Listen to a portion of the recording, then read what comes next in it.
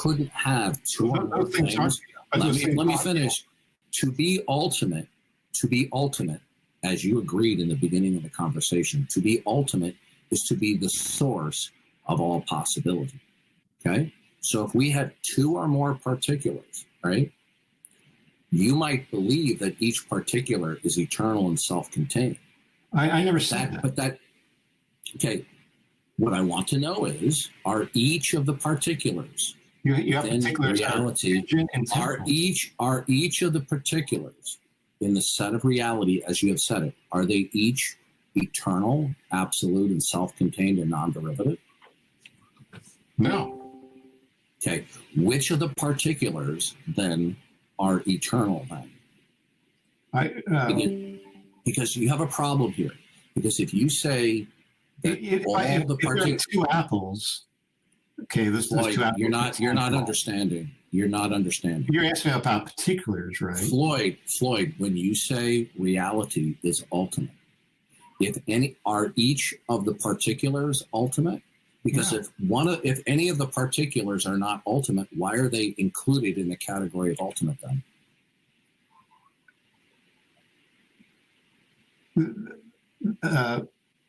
Particulars exist within ultimate reality. No, Floyd, you're not understanding. Okay, are all of the particulars that are in the abstract set that you refer to as reality, are each of the particulars ultimate in that they are eternal and are the source and basis of all possibility and impossibility? No. Okay, what then within reality is the source of all possibility then? It would contingent things would come from that which is necessary. Okay, what is it that is ultimate, that is the source of those particulars within the set of reality? What is it then that is ultimate within the set of reality? Because you said reality was ultimate. I didn't. You said before you said set of particulars. I don't think you're understanding. Set of reality. You just changed your terminology. I don't think you're truly understanding this. Okay. Yeah, but perhaps I'm not. But you said when you say reality, Floyd. Let me go back. Why don't you take a breath for a second? Well, no. You said does this set of particulars Floyd, do you think you're making yourself look good, Floyd? Yes, because I'm trying to explain back to you. Floyd, I don't need your commentary.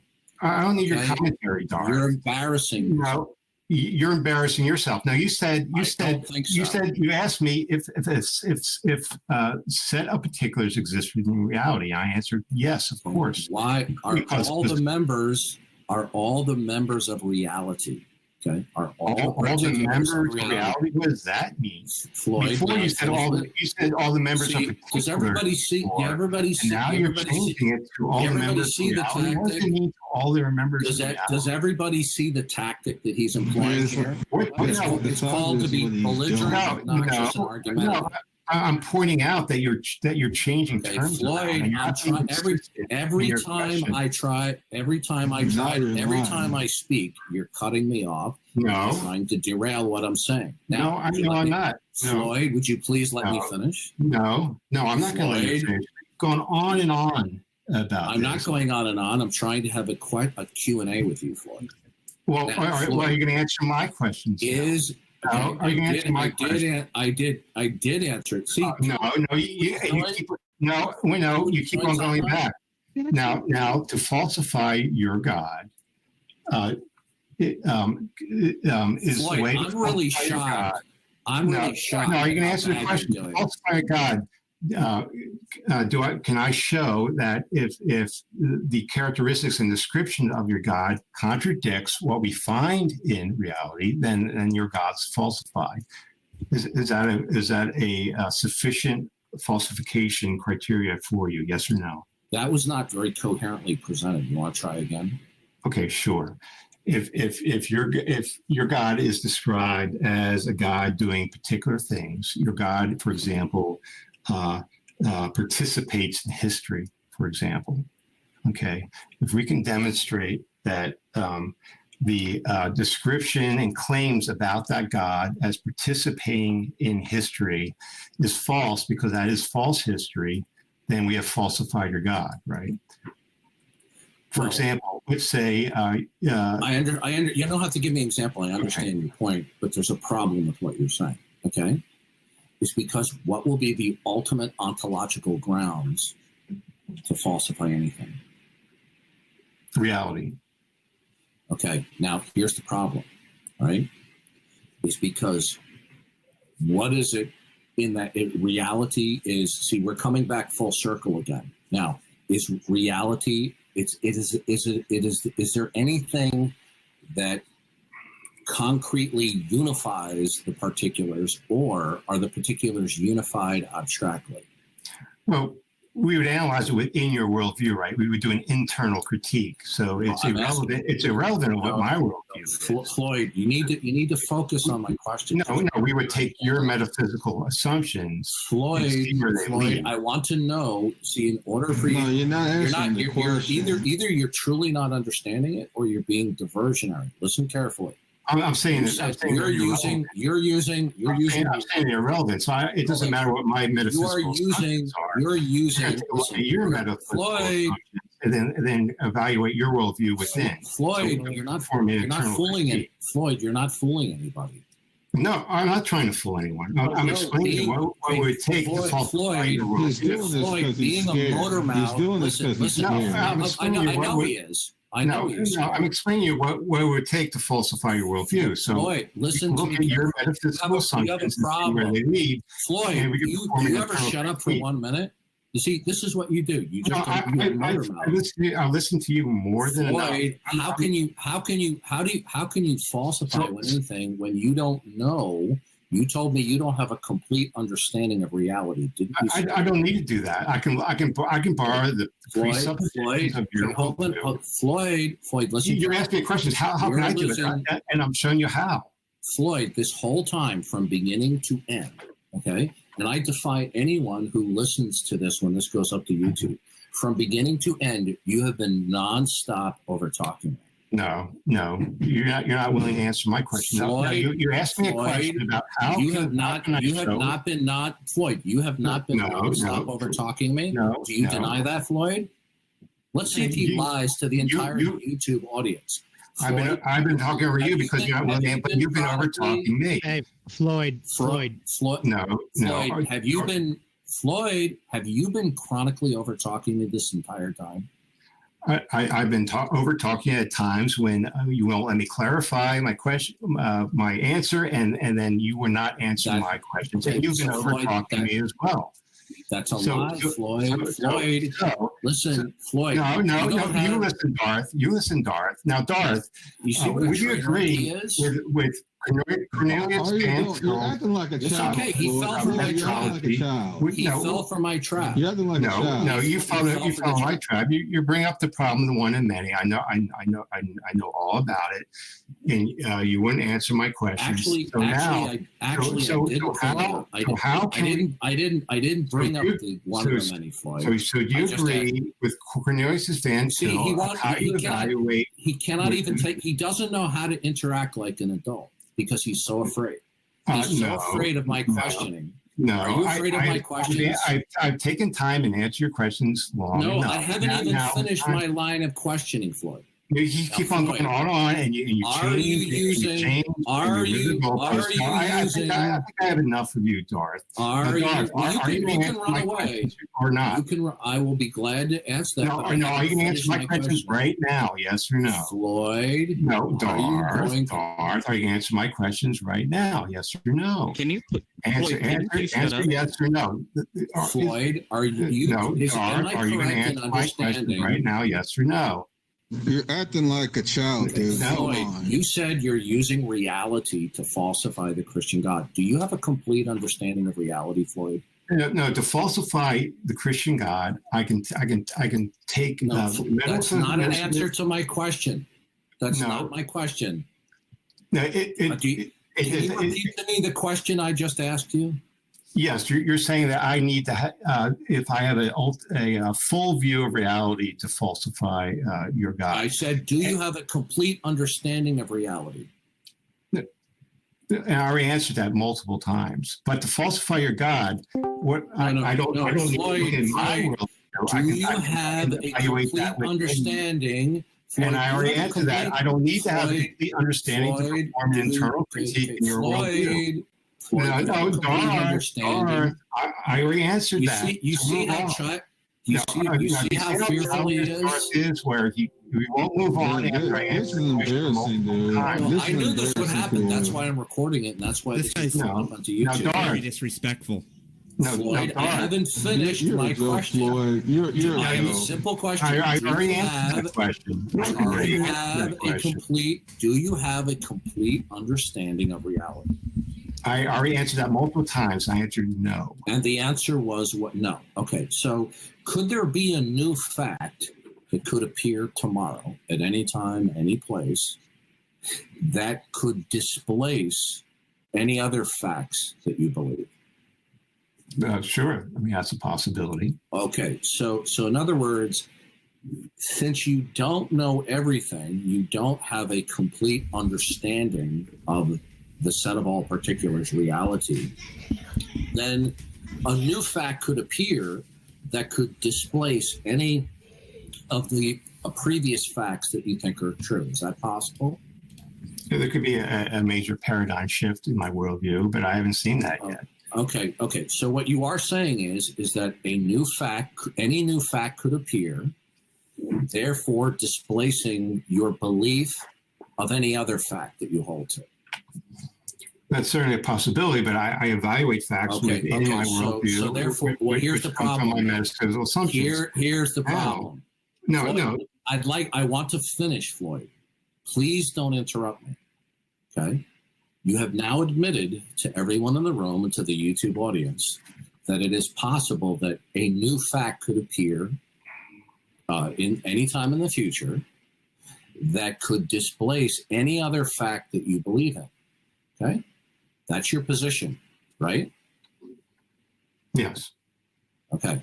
Now, then that means is that the collection of facts that you do have, that you do believe that you have, then they would be provisional in nature, and none of them would be set in concrete or necessarily true, right?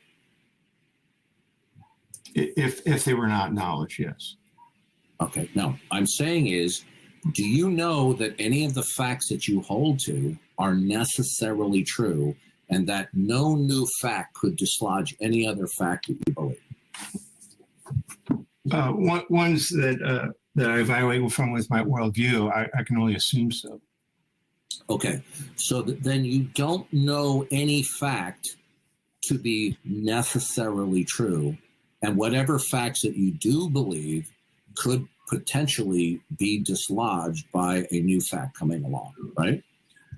But I can only reason, yes, but I can only reason within Okay, the presuppositions of my worldview. So then all of the facts that you do believe, there is the possibility that they could be false? No, no. Is it possible? Not outside the metaphysical assumptions. Floyd, you're not understanding what you previously conceded to. You just told me a minute ago. Please don't overtalk me. Well, I'm bringing up the problem. I don't want to have to turn down your microphone. I was speaking. Okay? No. Well, let me clarify. Floyd, I'll just keep on talking. Okay. I'll just turn your microphone. Then I'll keep on talking. Okay. I'm going to turn you down. What you're denying is you're denying my worldview. You're denying that you're not willing to let me have my physical assumptions, which are unreasonable. Stop over talking me. Darth, I'm not going to let you deny that I cannot reason from my metaphysical assumptions. Any new fact could appear tomorrow and displace any other fact you believe. Or is there one fact that you hold to in your worldview right now that no new fact could displace? I reason from my metaphysical assumptions. So right now, yeah, I don't think anything could displace my metaphysical assumptions. But you said assumptions, though. That doesn't mean they're. No, but those. What I'm saying is there any fact that you hold in your mind that could never be falsified by a new observation tomorrow? Not within the metaphysical assumptions of my worldview. Okay, so then So what you're doing here, so let me explain. So what you're doing here is you're asking me to reason without my metaphysical assumptions, which I didn't ask you to. I didn't ask you to. Yes. That's what you're inferring. Yes. No, I'm not. So what you're denying, you're not willing to do. I'm not denying or inferring anything, Floyd. Yeah. So within the metaphysical. Floyd, do you know how to have an adult interaction? Yes, and I'll explain you. But I can only reason within the metaphysical. I'm going to ask you a question. Do you think that you have been conducting yourself as a cordial adult during the entire interaction? No, I have not been, because you've been very rude and arrogant. So I haven't been rude. Oh yes, I think you've been very rude and arrogant. Like historically, everyone knows you have been, because you constantly ask questions. You ask questions without letting the person reason from within their metaphysical assumptions, where you have to make them question them. Okay, so all right, so let's make this clear here. Okay. So let's go back to the main topic. So how we falsify your God. Okay. So would you agree that to falsify your God, we can look? This is not Floyd. This is not a community college lecture. Okay? No, what you're doing is called running the clock out. No. Then I'm going to speak now. Floyd, I don't want the mods to have to step in and server mute you when you overcome. I don't care if they server mute me, then the conversation's over, and that's fine. Of course, that's the way you play the game. So we're going to go back and we're going to evaluate your view and to falsify. So we're going to falsify your God by looking in your worldview. Darth, are we going to evaluate your God or not by looking This is what he's doing. He's being obnoxious till he gets server muted, and then he can rage quit. No, you keep on interrupting me. So do you agree that the way we I will wait till you're done. Okay, you tell me when you're such a deceptive. You're such a deceptive and unfaithful person. It's not even deception. Because it's obvious to the atheists who are watching, who will be watching this, of what the tactic is. It's not even deceptive. No. So Floyd, you tell me when you're done. Then I'm going to resume with my question about how you falsify the Christian worldview. You tell me when you're done. Well, are you going to respond and answer my questions after I'm done? Are you done? No, I'm asking you a question. Are you just going to ignore what I say and then just keep on asking me more questions and just ignore what I say? No, I'm not going to ignore what you're saying, but I'm not going to be fooled by you trying to segue onto semi-related rabbit trails, which is a tactic that you. No, that's what you've been doing all along. Floyd, that's what you've been doing all along. Floyd, we started talking about how to falsify your God, and then you start bringing up the one in the menu. Floyd, from now on, the rules are as follows. No, you're not going to dictate the rules to me. From now on, you're not going to dictate the rules to me.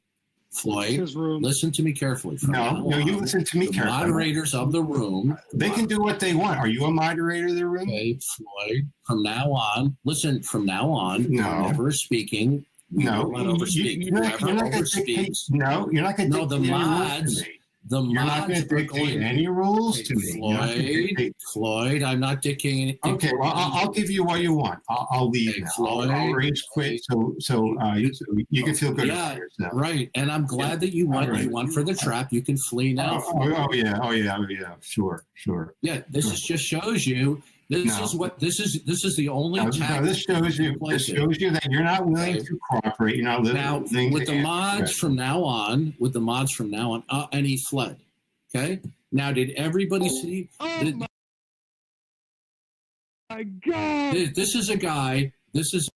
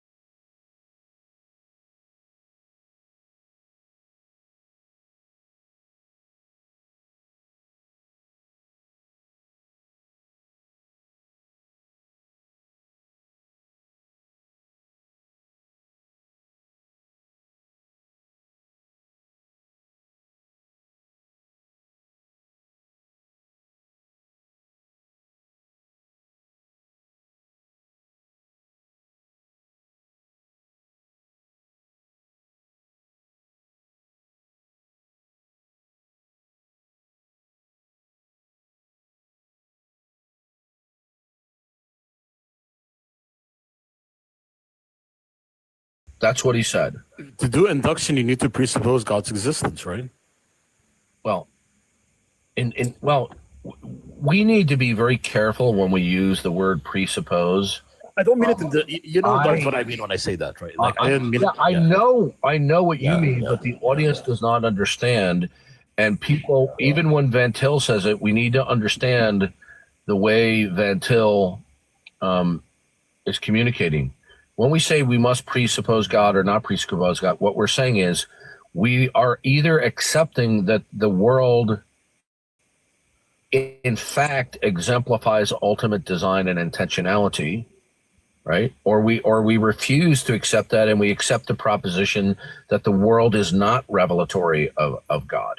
Okay, that doesn't mean that we're adopting this model without reason or justification. Okay, so this is the problem with the word presuppose. It can mean several different things depending on who's using it, and the enemies of apologetics will deliberately capitalize on the use of the word, which means, oh, I accept it without justification, but that's not what Van Til meant. that's not what it means. Yeah. I see what you're saying. So, Tommy, so I would really encourage you to read the entire book, Van Til Analysis of His Thought. And by the way, I'm a huge Van Til fanboy, but if you're going to say purist, I disagree with Van Til's staunch stance that a true and biblical apologetic must embrace Reformed theology. See, I differ with Van Til on that. Yeah, I've heard you before talk about it. I would be more in the camp of the Reform side, but I've heard you discuss it. If Van Til were alive today and I were sitting in his class, he would chastise me. And I've read most of his books, where he goes after it, and he criticizes evangelicals by not embracing a pure Reformed theology, and he accuses them of granting implicitly a measure of human autonomy. But that's debatable. I think Van Til's wrong about that. But be that as it may, in spite of I disagree with that, I'm a huge Van Til fanboy. His works are not easy to get through. Some of the books are easier than others, but there's so much good material that it's difficult as his reading can be at times. It was well worth it for me to slog through his works.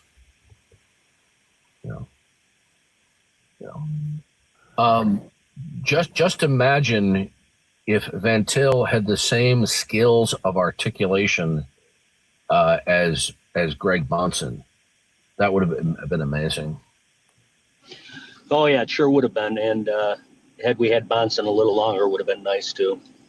And by the way, Frame makes some very good and loving criticisms of Van Til.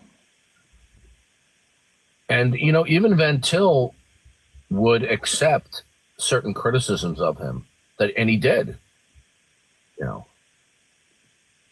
because sometimes he's not as clear as he could be. He had a habit of using his own nomenclature, so. Yeah, that's the biggest knock against him is because he was Dutch, and that was his first language, his difficulty in style of writing. I've read a lot of his stuff, but I purchased more of his disciples or his pupils.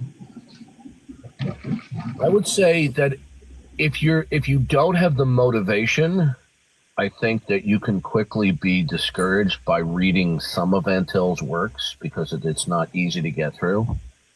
But if you're sufficiently motivated, there's just a lot of good stuff in there.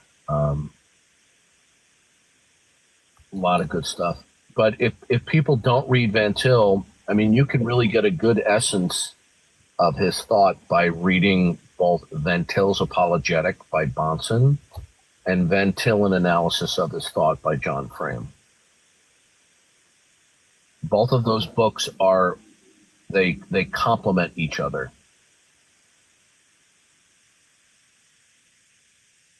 Yeah, and that's originally why I purchased them and went through Bonson. Going to go through it again, and lately you've awakened my interest once again. So I'll go through the frame. I'll go through the frame one first, and then come back and do Bonson again. I don't know. Maybe it was just me, maybe not. As soon as I got it, at the time that I got it, I didn't find it. I don't know if it was out there on the internet, but I purchased the paperback copy of the book, and I read it with like less than 3 days. I couldn't put it down. It was so good. Really, really good book. Yeah, and he's such a clear writer. So Frame is just, the guy is just, I mean, I don't agree with everything that he says, but he is such a clear articulator. Okay. Have you guys seen Joel Osteen's new book? leave it to Greg. Check it out. It's all about TikTok. It's called Your Best Live Now. I like it. Good one. I love it. I love it. I love it. Oh my gosh. Yeah, I gotta make a fake account.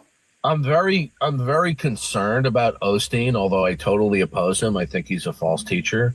But I'm concerned that, if he trips and he falls down, he's going to break his hair.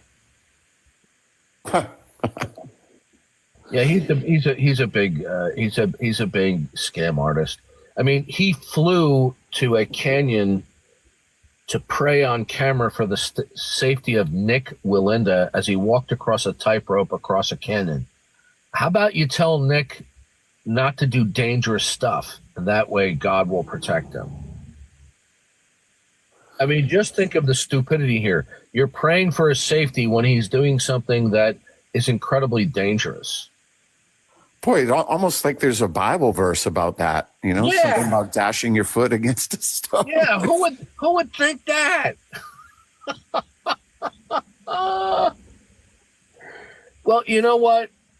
Joel Osteen would not be thriving in the manner he were it not for all the stupid and gullible people that contribute to him. Yep. Their feet shall slide in due time. Yeah.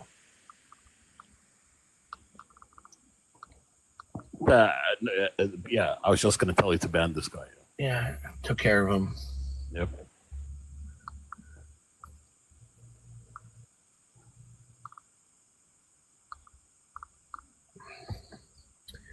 So once again, another day, another stream, no intelligent unbelievers. Hey, was it on here that I don't know. I don't think it was. I was listening in on a different live, and someone was saying that William Lane Craig has just gone full partialist. You'll have to give me more info on what you're referring to. William Lane Craig, I know you know who he is. Yes. But that he went full partialist, meaning he believed, that the Son is part of God, the Father is part of God, and the That was always Spirit. his position. Wasn't that always his position? I'm not aware, and I listened to a good amount of his stuff. I'm not aware that he advocates that. Apparently, it's like new, but I'm like, yeah, I don't know. I didn't hear it. Herbert's three-headed dog thing. Yeah, he would say it's I would be words. careful, because as critical as I am of Craig, there are times when people either inadvertently misrepresent him. Yeah, fair enough. All right, we have here Feet 2.0. Feet, are you an atheist? Yes. Oh, not you. You're done. Aw, damn. What's this story like? Nico, welcome. Are you an atheist? I'm a Christian. I'd just like to ask you a question. Okay. If you have any resources on like philosophical arguments for Christianity that are like easier to understand, because I have a hard time comprehending like philosophical literature. So if you have anything like that. What you should do is start with some easier works. Like, one of the easiest books that you can read is called Every Thought Captive. I'll write that down. Okay. All right. you might be able to find a copy of that at archive.org. You can read those books online. Okay. Thank you. Another book you might want to read is Every Believer Competent. Okay. And just start there. You have to understand that sometimes the philosophical terminology can be intimidating, but the terminology is useful in order to accurately communicate certain ideas. But the more you familiarize yourself with this stuff, the less intimidating it's going to be. Would you recommend some of Jason Lyle's stuff? Like he's got some pretty good ground level, Jason Lyle. No, it's not, even though Lyle is a presuppositionalist, I'm not aware that he has any explicit basic presuppositional books. Yeah, there's one. It's called like The Ultimate Proof for God. Oh, okay. All right. Yeah. So, yeah, if you start with Every Thought Captive, another one is We Destroy Strongholds. That's another easy introductory book.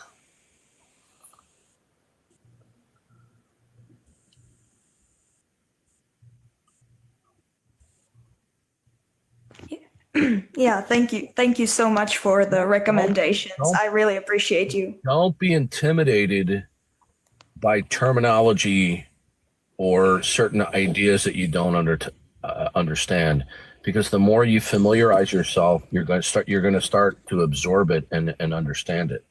Okay, so don't be intimidated by what you don't understand. There's always a learning curve when you're getting into areas that you're unfamiliar with. And if you hear something you don't understand, write it down. And then when you have a chance where you might have somebody who is more familiar with it, ask them about it. It's the way you learn. I didn't really understand Darth's argument for a long time. Yeah. Yeah, thank you. Thank you so much. God bless you.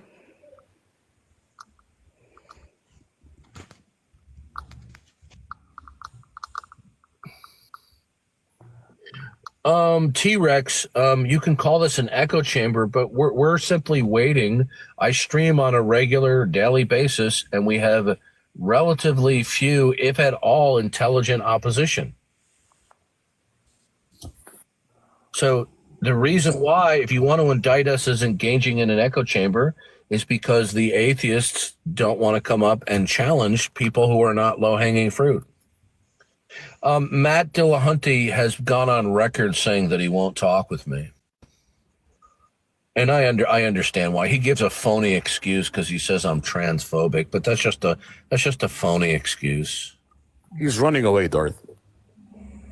Yeah, Matt Dillabloviator knows what happens if we were on a neutral platform and he couldn't just run his mouth the way he does on his own shows. I look, I don't say this to brag. I have no doubt that he would be in deep trouble if we had a public conversation. Maybe you go like when he talked to Jay, he lost horribly to Jay. Oh yeah, he was just a buffoon talking to Jay Dyer.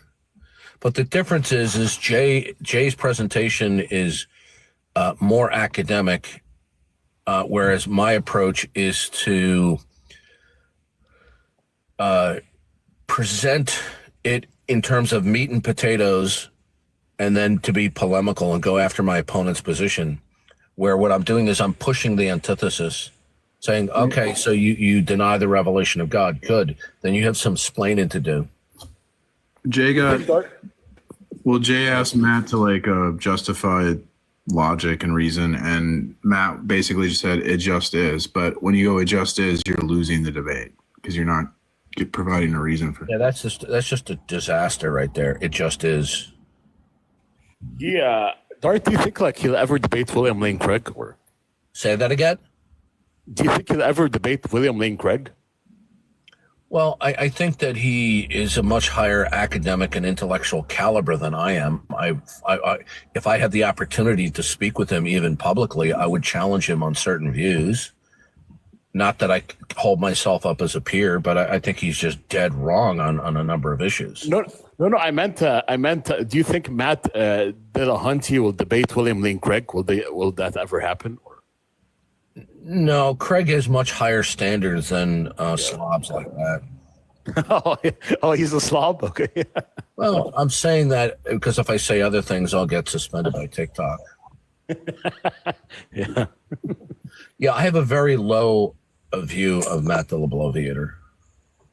I don't think he's especially erudite. I don't think he's especially a good debater, although I think he thinks he is. Do you think Dorothy is very competent in philosophy and metaphysics? Oh, he's a train wreck. Yeah. He's an absolute train wreck. Look, you don't even have to have a bachelor's degree in philosophy to exercise, basic competence. Yeah. It's just he's just a train wreck. But I take delight that I was involved in part of having him have a fallout with the Atheist Church of Austin. Oh, they have a church, Darth, the atheists? It's the Atheist Community of Austin. I call it the church. The Atheist Church of Austin. Hey, are you familiar with Bruce Gleason? Name sounds familiar. I don't know. I used to live in Orange County, Southern California, and he has a atheist group out there called Backyard Skeptics. And I've encountered him. Like, I used to go and open air preach with Ray Comfort and the gang down on Huntington Beach Pier, and had a few encounters with him. I was just curious, and I don't know, but for some reason I just get the idea you're from like California. I don't know why. No, you're not. Do I sound like I have a Californian accent? There is no Californian accent. The rest of the country has accents. Darth, would you ever move to California? Not under the current Gavin Newsom. Operations yeah. Please look. You got to pronounce his name correctly. It's Gavin Newscum. Yeah. Look, the Democrats, because of their woke policies, and their crazy environmental thinking, deliberately effectuated the decimation of all of those homes burning up, because they didn't take the action that they should have. Donald Trump was warning years ago, you guys need to clean out the brush. Okay, you need, that, and they never did. Another thing is, why was there no water? Okay, so these devastating fires were due. They were. I won't say they were necessarily caused, but they were sufficiently caused by the libs focusing on libtard stuff rather than doing basic things like, okay, we need to take measures against dangerous situations. And they've known for decades the danger of fast-moving wildfires and the Santa Ana winds, right? And they didn't take issue of doing, do you know what controlled burns are? Yeah, absolutely. Yeah. Yeah, they didn't control burns.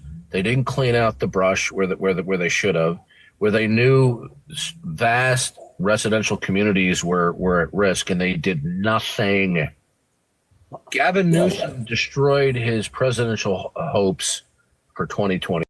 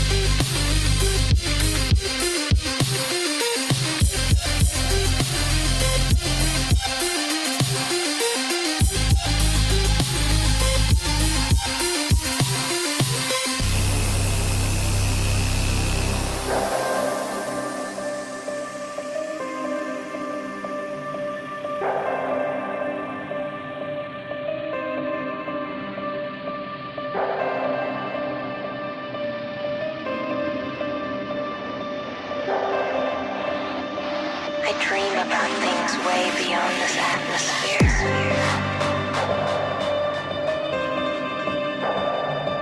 The space between my body and my mind, where I just observe.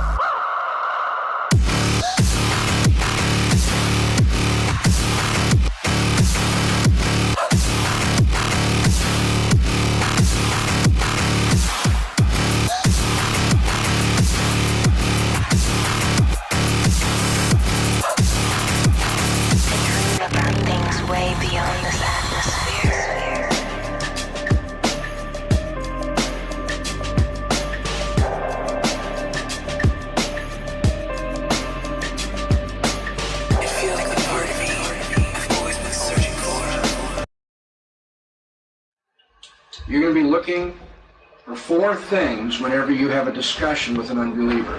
When you get into an apologetical encounter or dispute with an unbeliever, there are four things in particular you're going to be looking for. And I'm going to speak of each one. First of all, you'll be looking for prejudicial conjectures.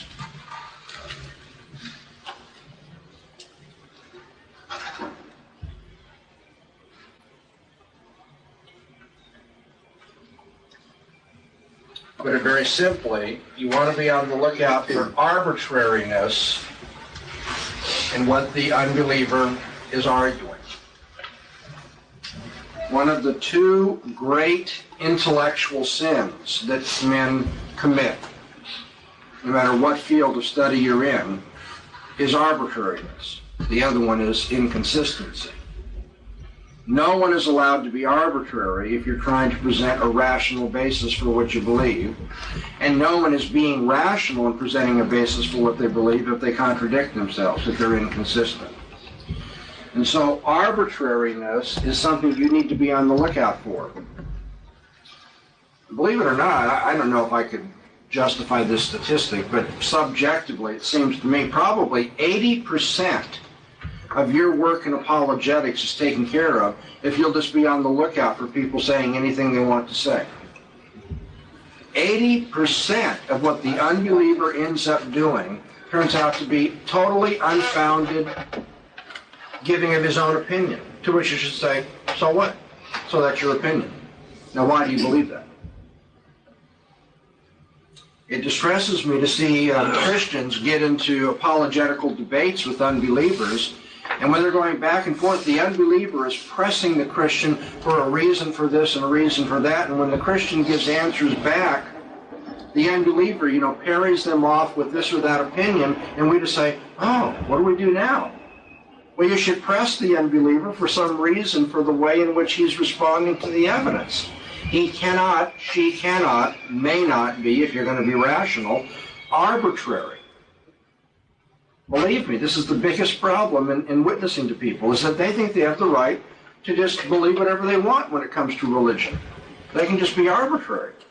But if you want to get into an apologetical dispute, as I indicated in our earliest lectures, that assumes that people are seeking to be rational and seeking the objective truth.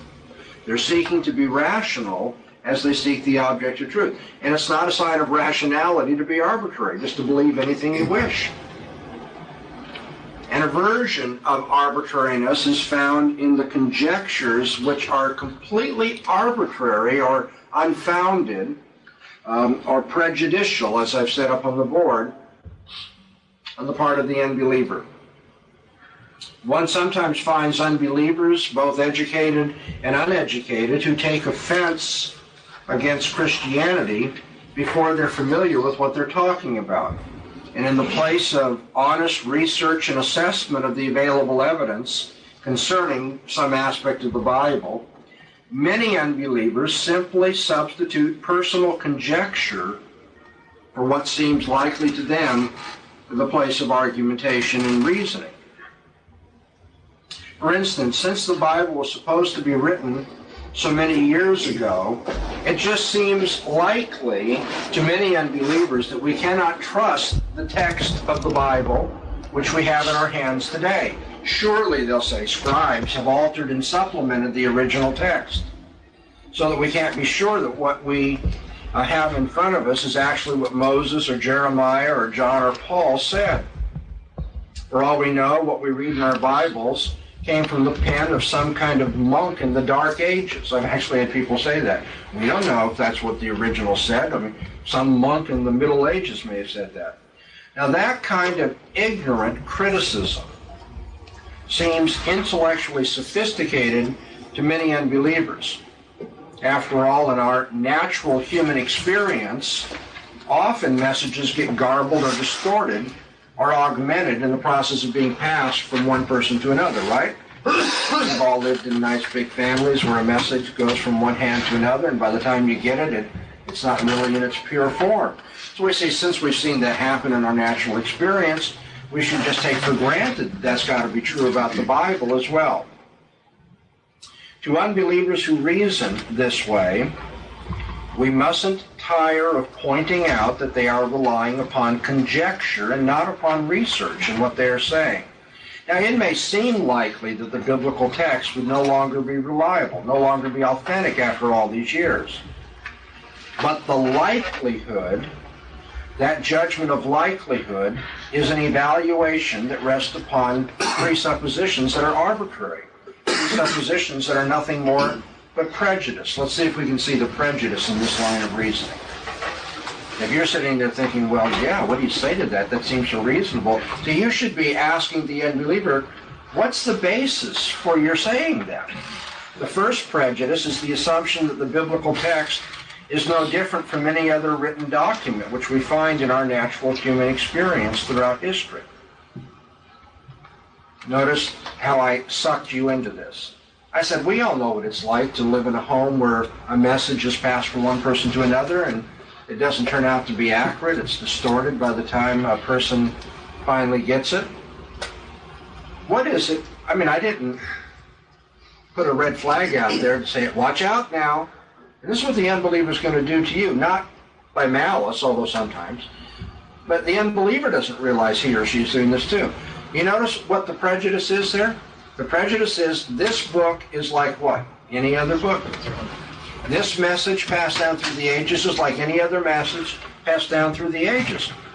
But what if it happens to be a unique message? What if it happens to have a unique authority? What if it happens to have the absolute personal, all-providential, all-controlling, all-knowing God behind it?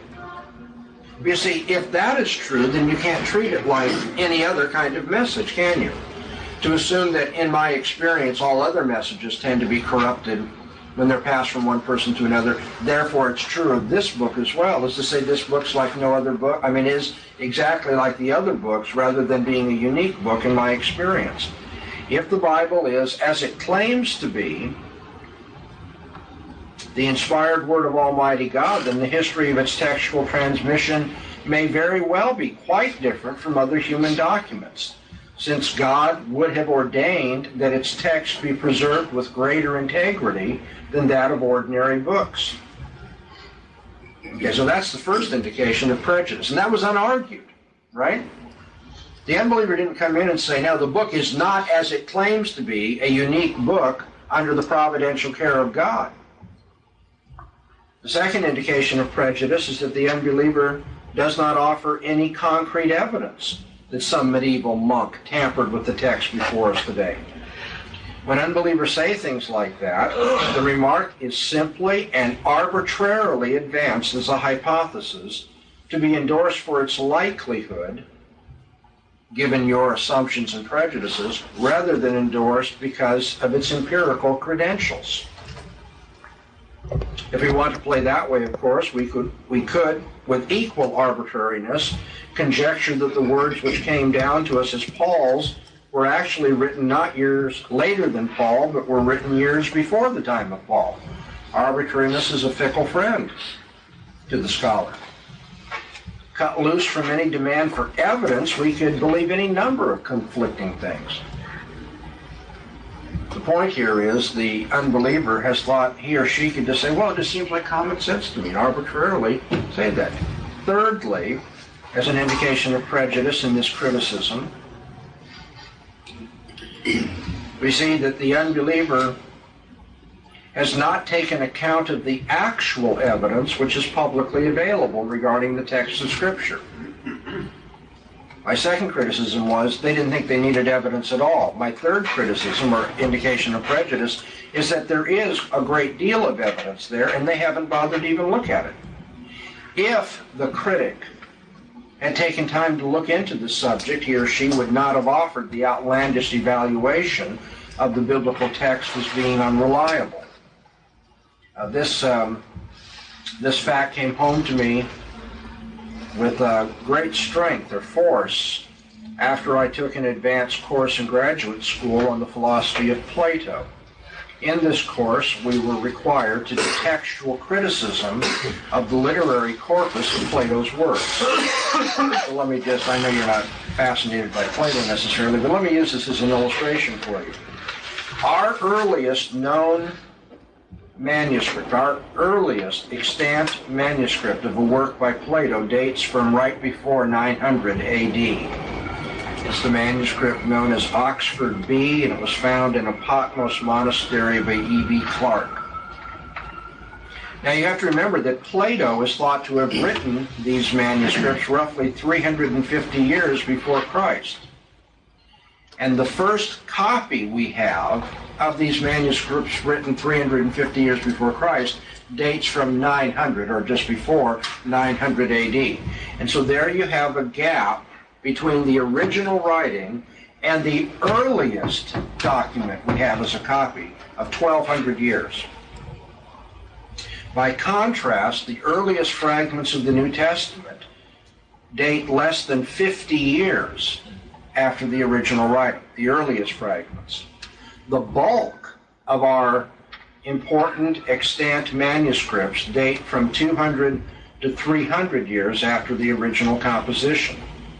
And the text of the New Testament which we have is remarkably uniform and well established.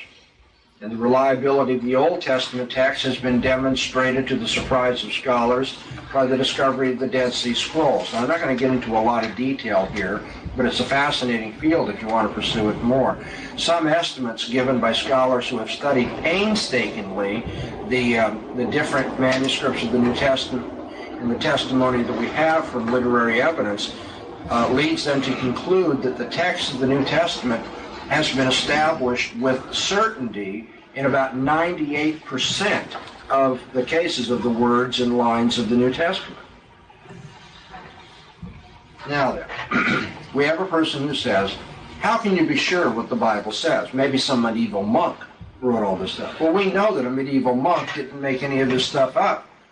Or in those outlandish cases where we have a medieval monk altering the text in some fabulous way, that's not in our current Bibles just because we have so much manuscript evidence that shows that that doesn't belong there. The overall authenticity and accuracy of the biblical text is well known to scholars. Frederick Kenyon concluded, and let me give you a quote, "The Christian can take the whole Bible in his hand and say without fear or hesitation that he holds in it the true Word of God handed down without essential loss from generation to generation throughout the centuries. And those kinds of assessments from competent scholars could be easily multiplied." And so when somebody says, well, you can't be sure that you really got the text of the New Testament, you need to point out to them that they're engaging in prejudice. They're not reasoning here. They're just being arbitrary. They're being arbitrary because, in the first place, they've assumed without argument that the Bible's not what it claims to be. A unique text, divinely inspired and providentially preserved. They have not bothered to look at the evidence. They're not offering. This is completely spun out of their imagination. And thirdly, the evidence that we do have would not lead to the conclusion or the radical skepticism that they are proposing. Many times, unbelievers are just so hostile to the Christian faith that they're willing to propose anything for argument's sake, even though they haven't got a shred of evidence to support it. I've even heard some people now, the radical opinion, we don't have any literary historical basis for believing that Jesus of Nazareth actually ever lived. We don't?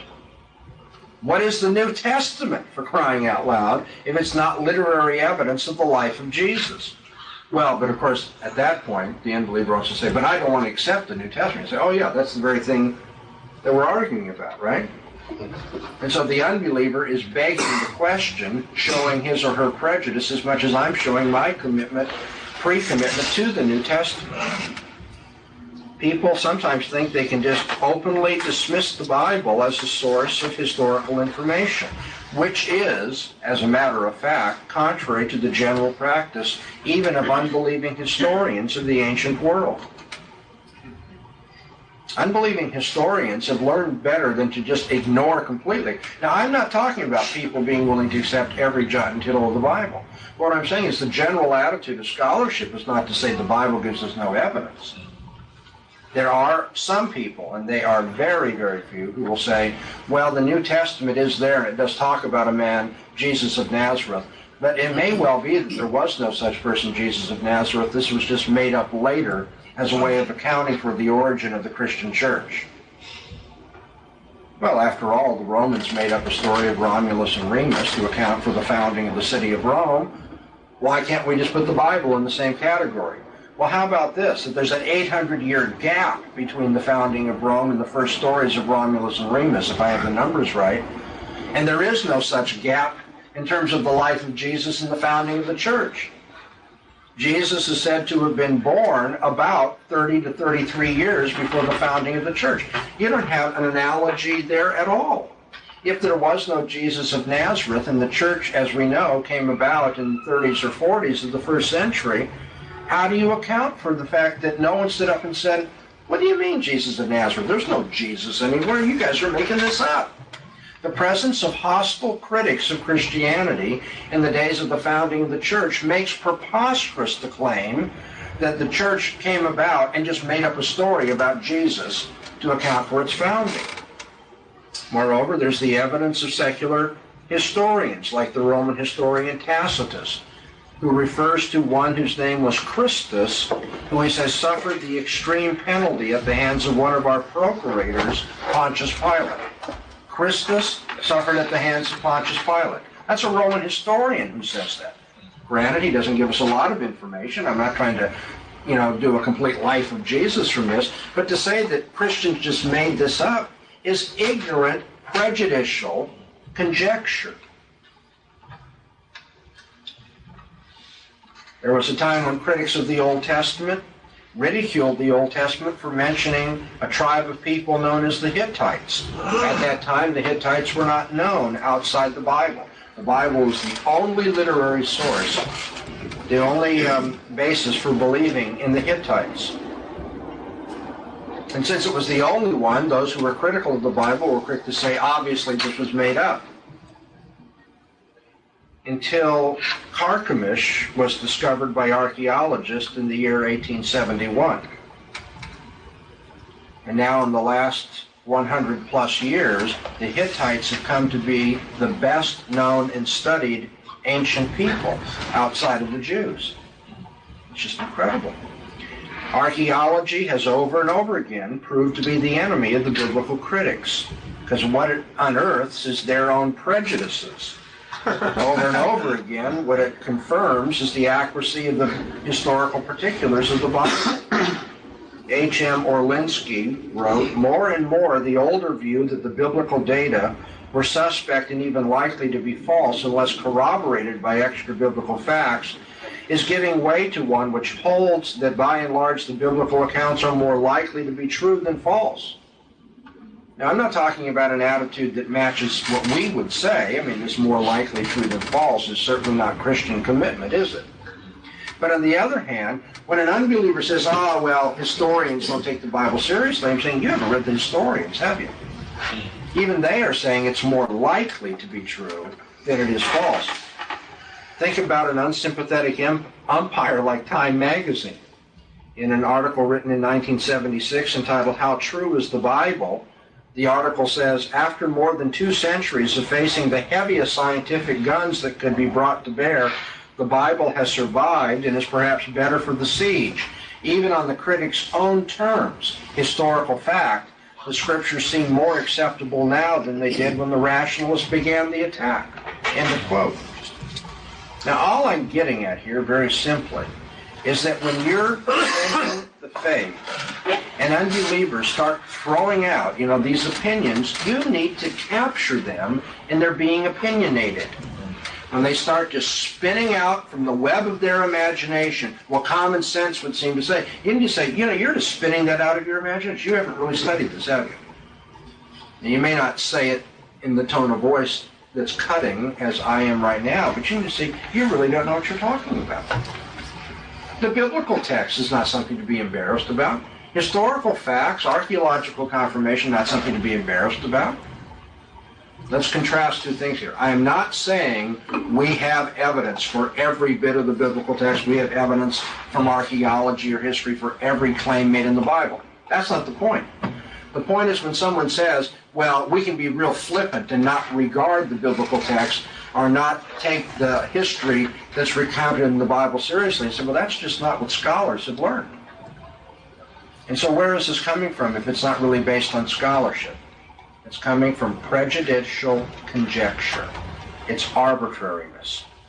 It's an opinion which may be desirable to the unbeliever, may be useful for preserving the unbeliever's autonomy and hatred of the Bible, but it isn't argumentation. It isn't reasoning, and you need to, as I said, probably 80% of the time that you're doing apologetics, just keep pointing that out.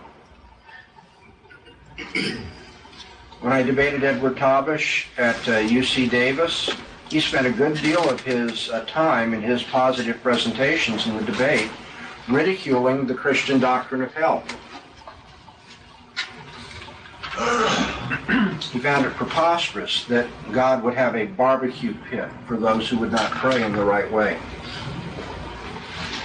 And he comes from a Jewish background. I think that's a reference to not praying in Jesus' name.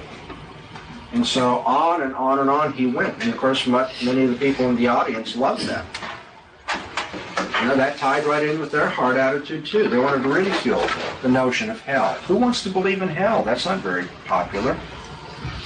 Now, this is in a public debate, mind you, before roughly 1,100 university students. Now, what do I, as an apologist, do when someone has stood up there and has just made mincemeat emotionally out of my commitment to the Christian worldview and the doctrine of hell? Well, between you and me, all I had to do is point out this is nothing more but prejudice. There wasn't any argument here. What I said is about all my opponent has demonstrated to us tonight is that he doesn't like the Christian God. But what I want to know as a philosopher is what is the possible relevance of his not liking the Christian God? Are we supposed to move from the premise, Mr. Tabish doesn't like the Christian God, to the conclusion the Christian God doesn't exist? If we are, then the mediating premise is what? What you don't like doesn't exist. I said, and what rational man believes that?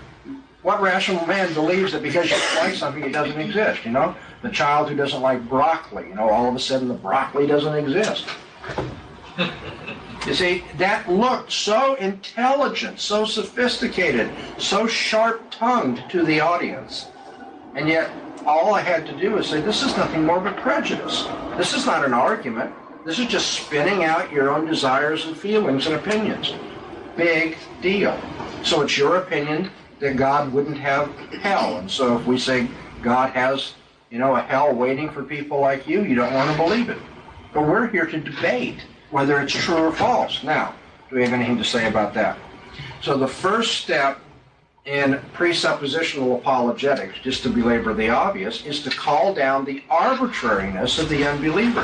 When the unbeliever says, well, it's my opinion that, you say, okay, and now what's the reason for that opinion?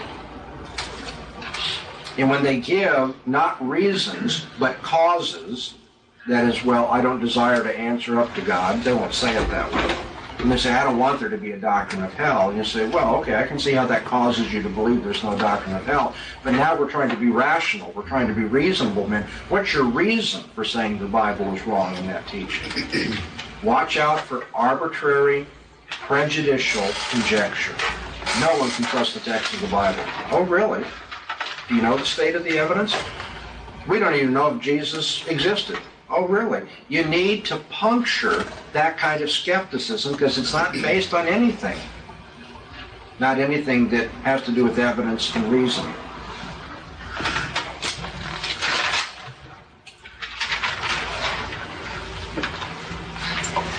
The second thing that you need to look for in this checklist in terms of your apologetical strategy or procedure is unargued philosophical bias.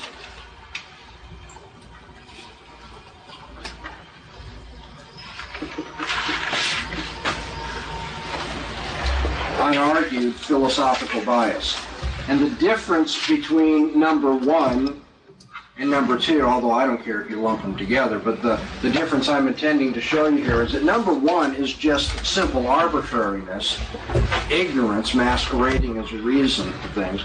Number 2 is a little more sophisticated. Here there are underlying philosophical presuppositions that are very important in terms of the way the unbeliever is reasoning, and yet the unbeliever hasn't argued for them. He or she is just taking them for granted. Now, I taught you in our course so far that everybody has a philosophical bias, if you want to put it that way. Everybody has certain beliefs that they grant a privileged position in the web of all the other things that they believe. Everybody's got their presuppositions. All right? You can't get away from that. My argument here, under number 2, is not against having philosophical bias. Everyone has it. My argument has to do with the unargued nature of that philosophical bias. It's when the unbeliever brings his or her autonomy to bear in the argument, but is not recognizing that they're already begging the question by assuming, as philosophical baggage, an unargued point of view philosophically. We need to, as presuppositionalists, expose the philosophical pre-commitments of the critic, which are taken for granted, rather than openly acknowledged and in some way argued for and supported.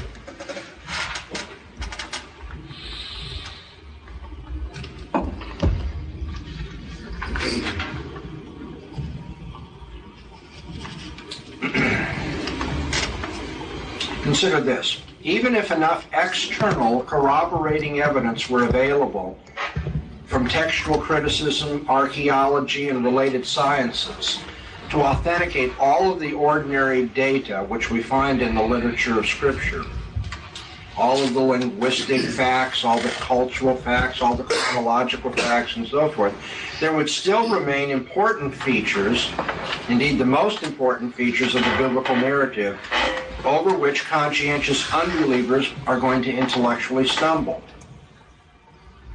See, we read in the Bible not only of Hittites and military battles and migrations and marriages, but we also read in the Bible of healings and floating axe heads and fiery chariots and water turned to wine and a virgin birth and resurrections.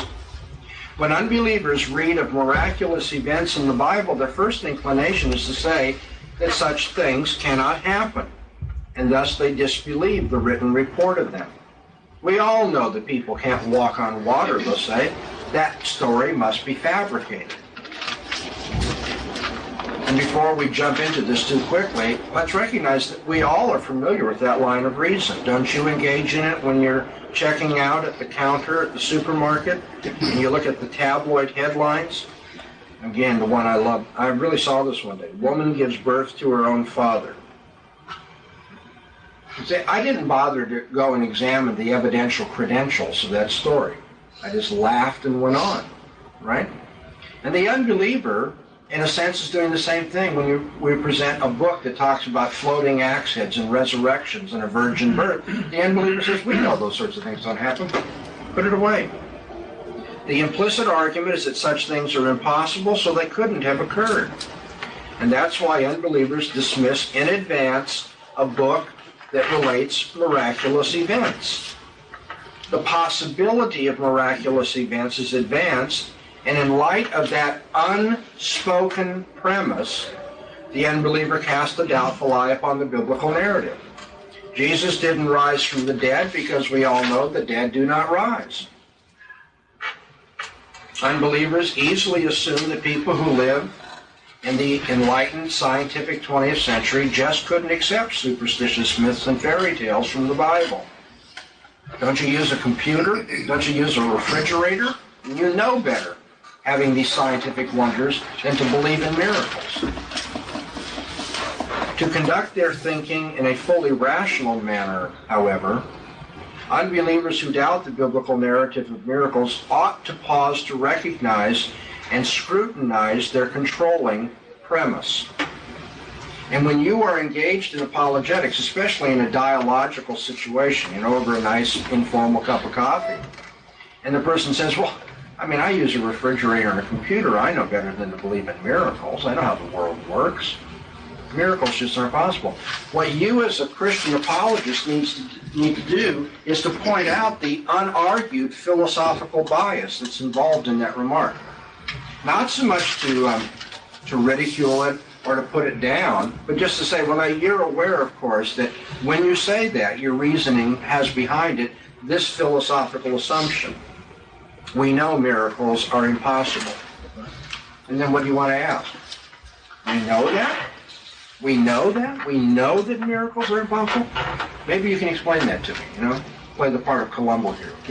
Could you just explain one thing to me? I don't understand this part of what you're saying, that you know that miracles aren't impossible. I understand that you might believe they're impossible. How do you know that? How do you know that miracles are impossible? Unbelievers feel they know that such events cannot take place because they've got a scientific outlook. They're convinced that nature operates in a predictable, law-like fashion. And so the unbeliever will say, miracles would run counter to the regularities of our ordinary experience. Our experience wouldn't be completely predictable, they protest, if there were miracles. To which the astute apologist ought to reply, isn't that the point? If miracles were not extraordinary, they wouldn't be miracles. Don't you say subtly the unbeliever has tried to suck you into his worldview when he says, the reason I can't believe in miracles is because they're extraordinary. But the whole point is they're extraordinary. That's why they're called miracles. The unbeliever's bias against extraordinary events needs to be challenged then as for its rational foundations. Does the unbeliever know that all nature operates in a law-like fashion? Does the unbeliever know that? Does the unbeliever know that there can be no exceptions to that? Well, one of the things you can point out, again, not trying to win the argument in one sentence, this is not everything, but one thing you can point out is that's an awful lot to know. If you know that all nature operates in a law-like fashion, you know a lot more than I do. And maybe you're claiming a lot more than you really think upon reflection, should be claiming. Can an unbeliever who holds to the finite nature of thinking and also the corrigibility of observation really make a universal statement about what can and cannot take place? No, within his own worldview, he's not allowed to make that kind of a claim. So what justification could the unbeliever have for his view that all nature operates in a law-like fashion? Now, I know somebody who could justify that claim. Somebody who's in touch with God could justify that claim. If God controlled the world in a completely law-like fashion, completely predictable, deterministic fashion, and told us that that's what he's doing, then we could have that as a premise, right?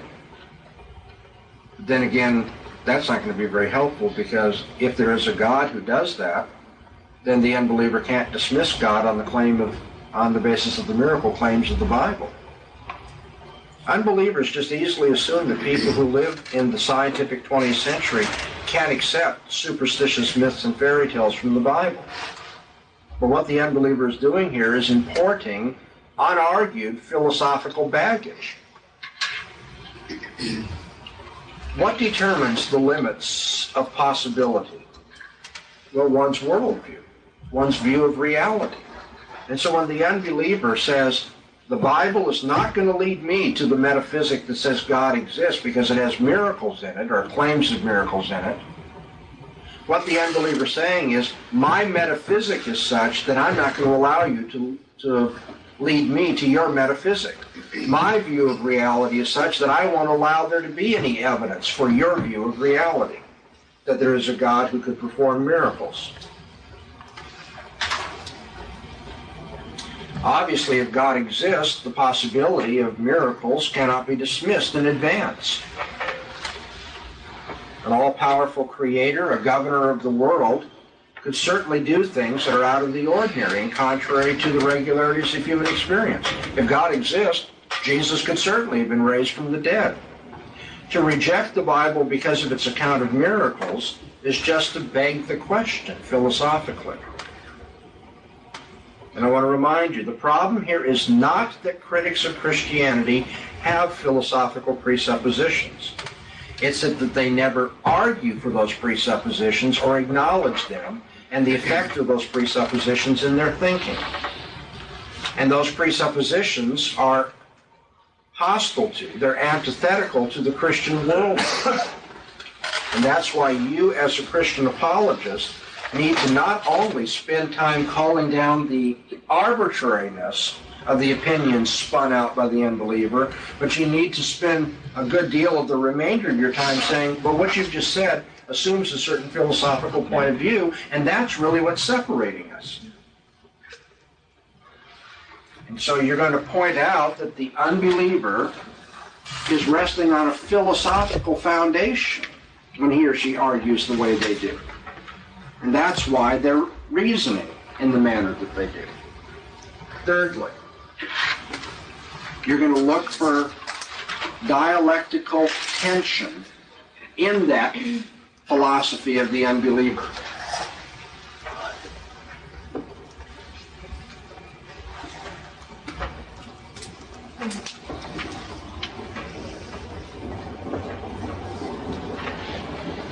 I've already explained to you what dialectical tension refers to, and so I'm going to use it as a summary expression here, but I'm quite conscious that that's not part of your normal lingo, okay? And you don't need to be telling the unbeliever, quote unquote, there's a dialectical tension in your point of view, right? But you do want to pick up on it. You do want to point out the inconsistencies, here I'll put in parentheses, the incoherence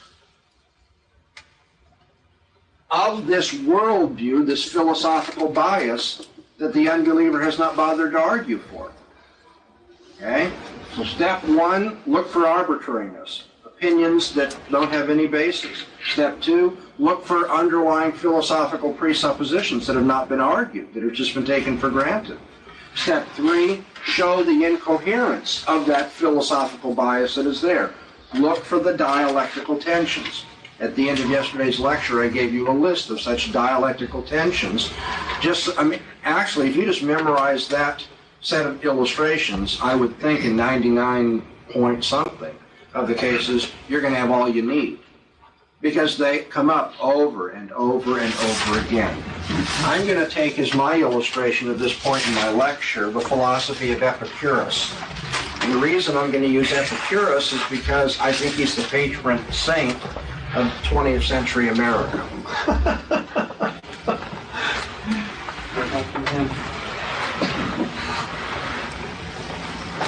Epicurus was born in the year 341 BC. He was a materialistic atomist in his theory of reality.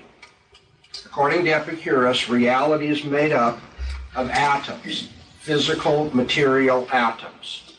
Sound familiar? I'd say most unbelievers take it for granted reality is made up of physical atoms today. And he was a qualitative hedonist in his ethical philosophy of living. That is, when it comes to how we live our lives, Epicurus said you should live for pleasure. Sound familiar? Epicurus was actually more sophisticated than Aristippus, who was also a hedonist about this general time. Aristippus said people should live for as much pleasure as they can possibly get. And so the quantity of pleasure is the thing that really counts. Epicurus was more sophisticated. He said you should actually live for the higher quality pleasures. And so despite the party animal connotation of being an Epicurean today, Epicurus actually taught a little bit of wine, bread and cheese, and conversation with your friends is the highest pleasure in life. Because that way you don't end up with social diseases and a hangover. So he's trying to be very reasonable in his approach to pleasure. And I think that fits in with our 20th century as well. There are people who give themselves over to just any kind of debauchery, but most Americans like to think that we pursue our pleasures in a very sophisticated, rational way. That's why we have safe sex at our parties. Epicurus held that the philosophical method, should begin with the plain facts of sense perception and shape all opinions in terms of it, augmented by the demand for non-contradiction. And that too strikes me as pretty pervasively the outlook of people today. If you're going to engage in philosophical method, what you need to do is begin with the plain facts of experience. And then try to organize those facts of experience into opinions which will honor the law of non-contradiction. Begin with what you've experienced, that you know that for sure, and then be very consistent and logical and organize that into conclusions about what you would say philosophically. According to him, following Democritus earlier, according to Epicurus, there is no such thing as spiritual reality. There is no spiritual reality because reality is composed of an infinite number of qualitatively identical and self-propelling atoms whose arrangement and whose ceaseless motion explain the qualities of things and their behavior. Why is it this desk appears this way? Well, because it's made up of these atoms that are falling through space, that are always active, they're in motion, and their particular configuration gives the touch and feel that the desk has, its color, and all the rest. Not bad for a guy who lived 300 years before Christ, seeing as that that's pretty much what most people think today as well. Everything is made up of atoms in motion, and it's the combinations of the atoms, the molecular structure and so forth, that accounts for the qualities of things, the way we perceive them.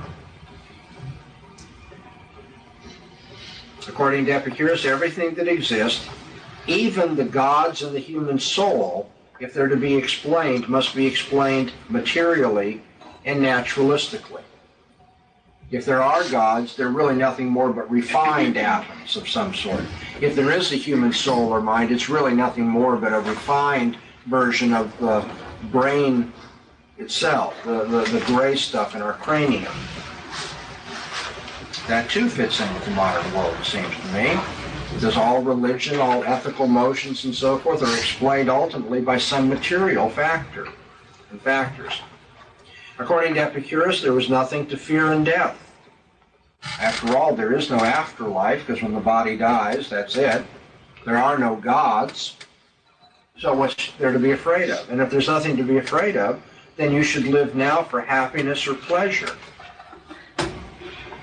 Why then don't you live for, well, being a party animal? Epicurus said, because you don't, in the end, get a lot of pleasure out of that. You get a lot of, pleasure for 3 or 4 hours on Friday night, but then you've got Saturday and Sunday where you're feeling real sick to your stomach. And maybe you have some disease that is with you for the rest of your life or whatever. So he believed in living for pleasure, and the only moderation he put on it was for the sake of what? Equanimity in your pleasure. It wasn't because he thought there was gods or an afterlife. This was a popular philosophy in that day. When Paul went to Athens, you notice the two schools of philosophy that were dominant that he encountered were the Stoics and the Epicureans. And as I've already told you, tongue-in-cheek, Epicurus is, as I see it, the patron saint of 20th century America. We're all, I mean, not each, but we're all, in the generalized sense, Epicureans today.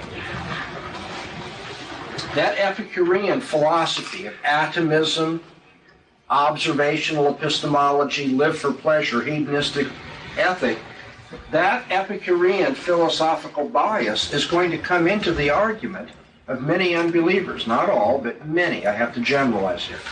And it will come in an unargued fashion. It'll just be taken for granted. Everything's atoms. Whatever we know by observation that is formed and by the law of non-contradiction. And the way we should live is to live for pleasure. This is a popular philosophy. But if you do apologetics in the way that I'm teaching you, you're going to go after it and show that it's not at all a cogent philosophy upon cross-examination. The unbeliever has taken for granted things which are incoherent. Let's take the premise that all knowledge is perceptual in nature. Many of the people you talk to are just going to assume if you know something, it's because you have perceptions to back it up. But of course, the premise that all knowledge is perceptual in nature is not one that is known on the basis of perception, is it? And so here you have a philosophy that refutes itself. Don't expect the unbeliever to come out with the banners flying saying, it's under this philosophy that I'm working and I'm thinking and reasoning. I believe all knowledge is perceptual. The non-Christian is just going to take that as unargued philosophical bias. It's your job to point out the bias and then, as we put up here thirdly, point out the dialectical tension, their incoherence in that. Moreover, what Epicurus said about reality could not possibly have been known by means of perception. Stop and think about that. Epicurus could not possibly have perceived imperceptibly small bits of matter. Now, we'll talk about the 20th century in just a moment. But in his day and age, before electron microscopes and so forth, how could Epicurus have said reality is made up of bits of matter that are imperceptible? He's just told us everything we know is based on what? Perception. And then he turns right around and gives us a metaphysic that commits him to something that he has not perceived. Now, about the 20th century, we still don't perceive the things that we talk about. It's more sophisticated than Epicurus, and yes, we do have microscopes that we call electron microscopes. They aren't really microscopes that show electrons. Most people don't know that. But we get traces of electrons, shadows of electrons, we think.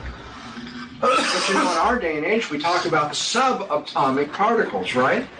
We talk about the weak and the strong force within the atom. Has anybody perceived those things?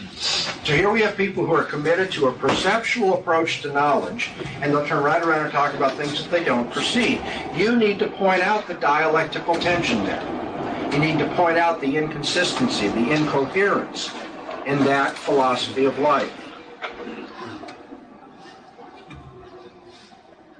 Epicurus universalized about the behavior of these imperceptible atoms. But of course, he couldn't perceive all the atoms, so how could he possibly justify his conclusion that this is the character of atoms? They always act this way. Most of the unbelievers you talk to are going to have the same problem. They're going to say, the world always operates this way. And you say, you've seen all the world can do at all times? I mean, all you can say is, as far as you know in your experience, you've never seen a man rise from the dead. But that has nothing to do with whether people in their experience have seen a man rise from the dead. The point is only your philosophy is incoherent. On the one hand, you say you can only know what you observe, and then you use as an operating premise, we know that all of the world operates in this way.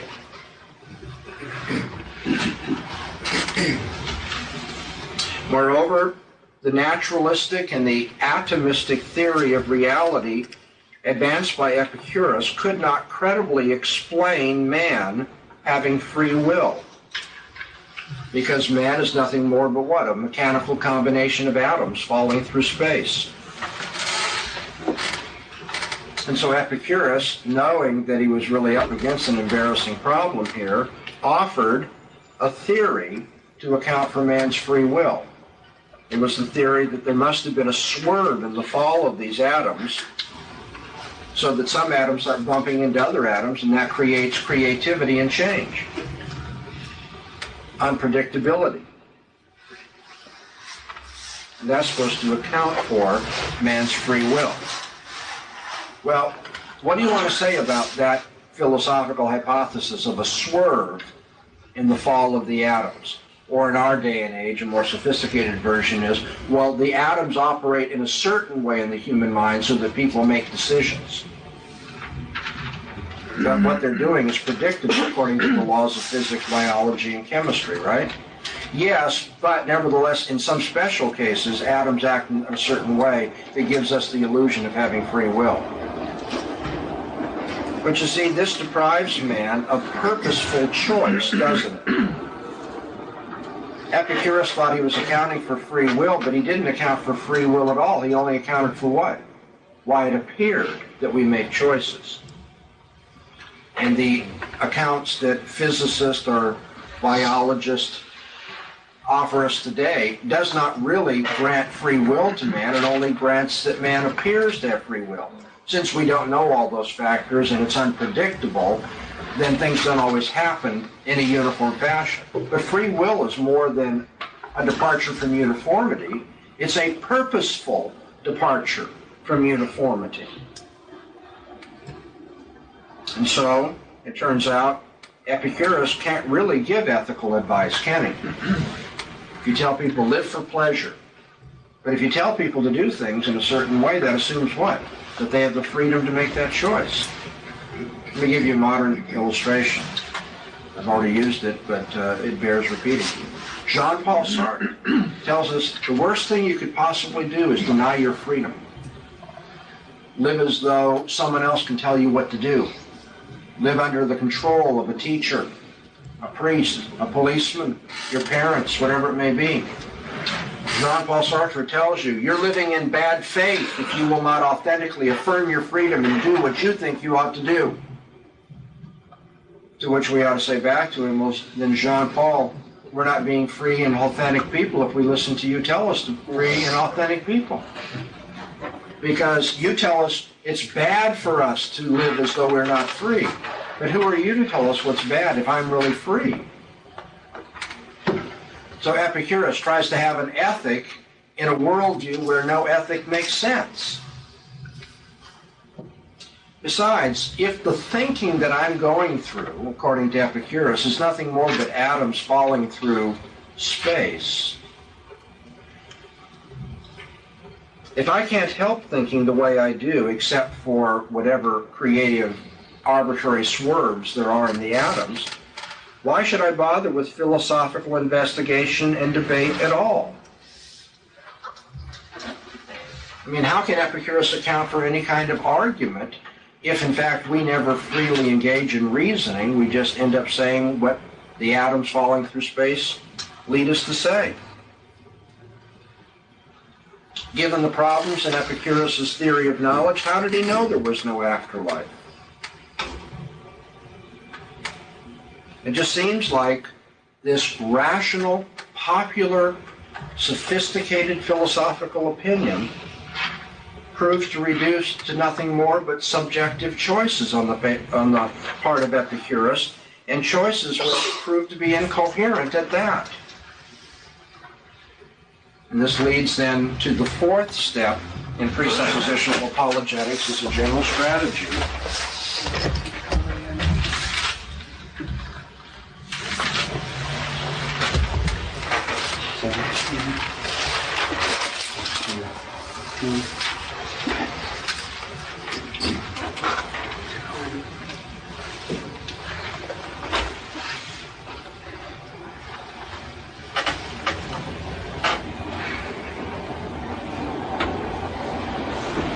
And that is pointing to the failure of the unbeliever to provide the preconditions of intelligibility.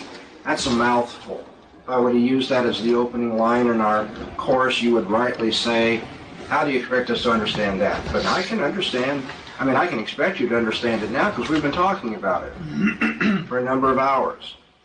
This is just shorthand for talking about what would be the necessary truth, the underlying preconditioning truth about man and how we know what we know and how we should live our lives that can make sense out of our reasoning, our science, our moral judgments, human freedom, human dignity.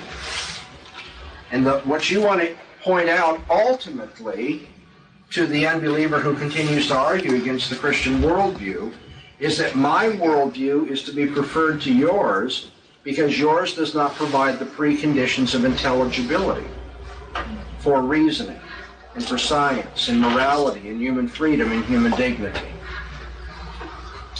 It is possible, of course, that before you get to the fourth level here, the Holy Spirit's brought conviction and the unbeliever is willing to become a Christian. I don't want to give the impression, I think people have somehow falsely gotten this idea, that presuppositionalists are always insisting that we finally get to the philosophical level of comparing these worldviews. Please let us show that you fail to provide the preconditions of intelligibility. It isn't always necessary to do that, but it is in principle what your apologetic must come down to. You know why? Because the unbeliever should point out, we too have a philosophy of life. We too have a worldview. We too have our privileged beliefs that we don't allow any kind of evidence to disrupt. And so, when all is said and done, if he interprets all the evidence in light of his presupposition, and I interpret all the evidence in light of my presupposition, we're going to have to finally argue those presuppositions.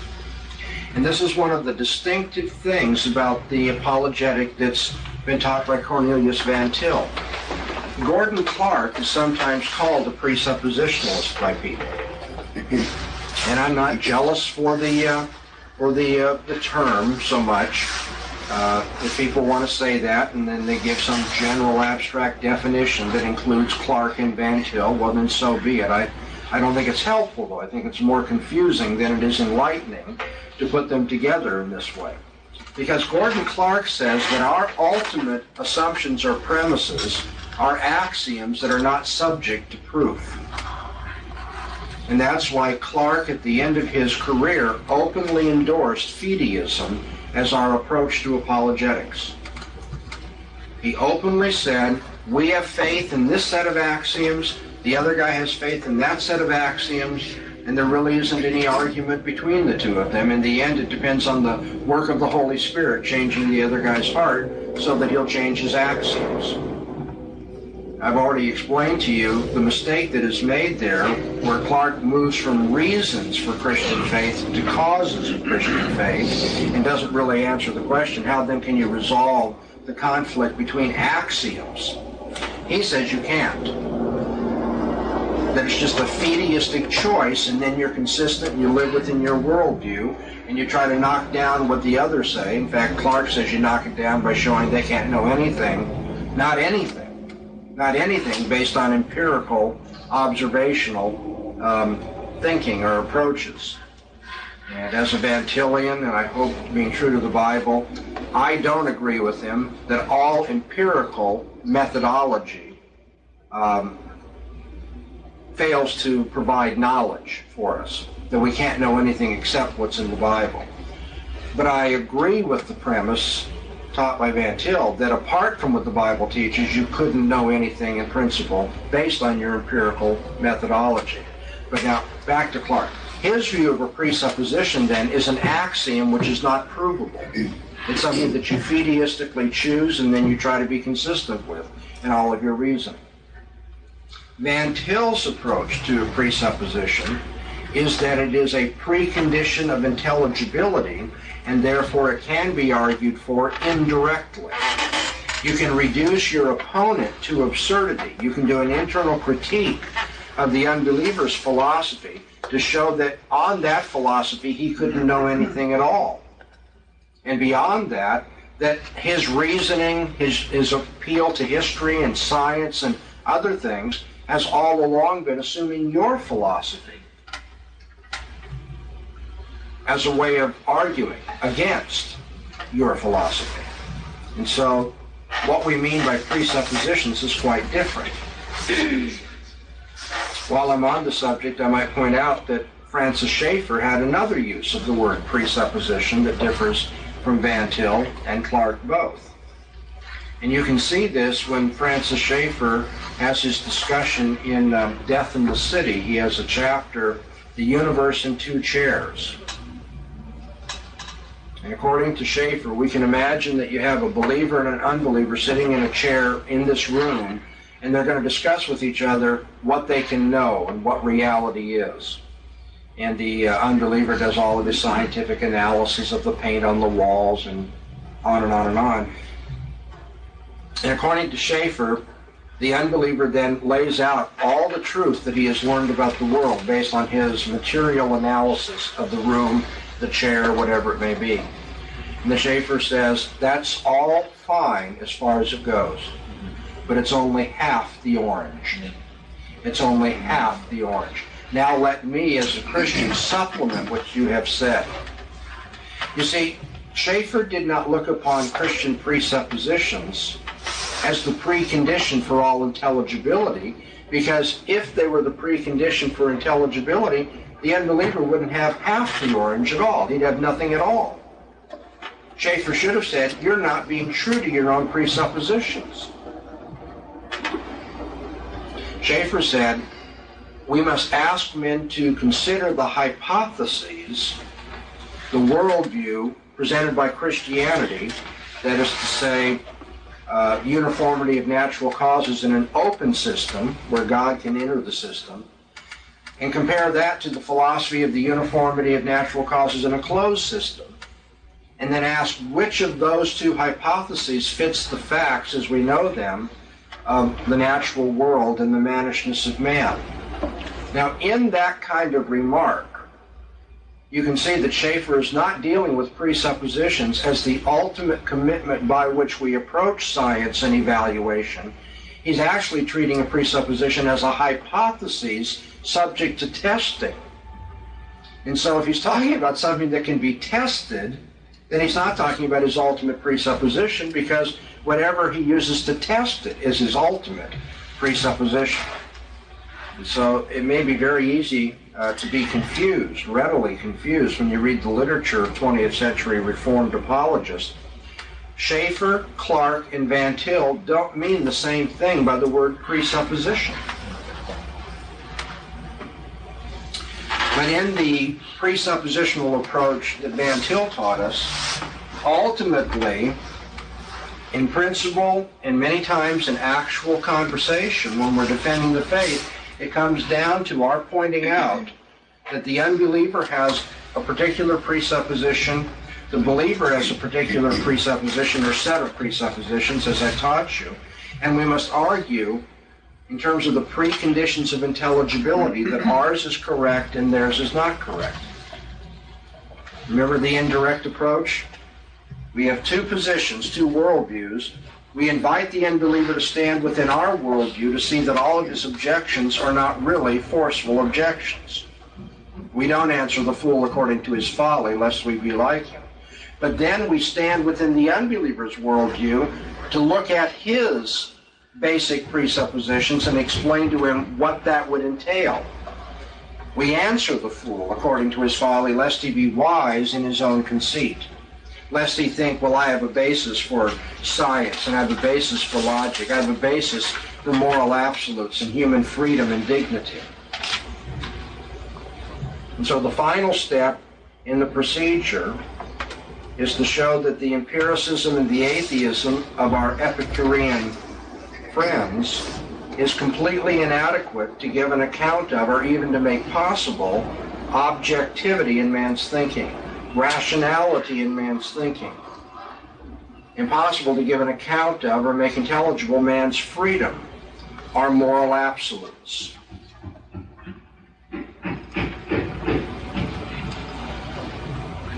Now, it would be helpful to give some illustrations of how we can show that the unbeliever can't make sense out of moral absolutes, rationality, objectivity, science, and so forth. And so, although I'm not pursuing the outline on the board here, A would be a consideration of the two sets of presuppositions, the indirect argument that I've just talked about, and B would be illustrations of the faultiness of the unbeliever's worldview with respect to these preconditions of intelligibility.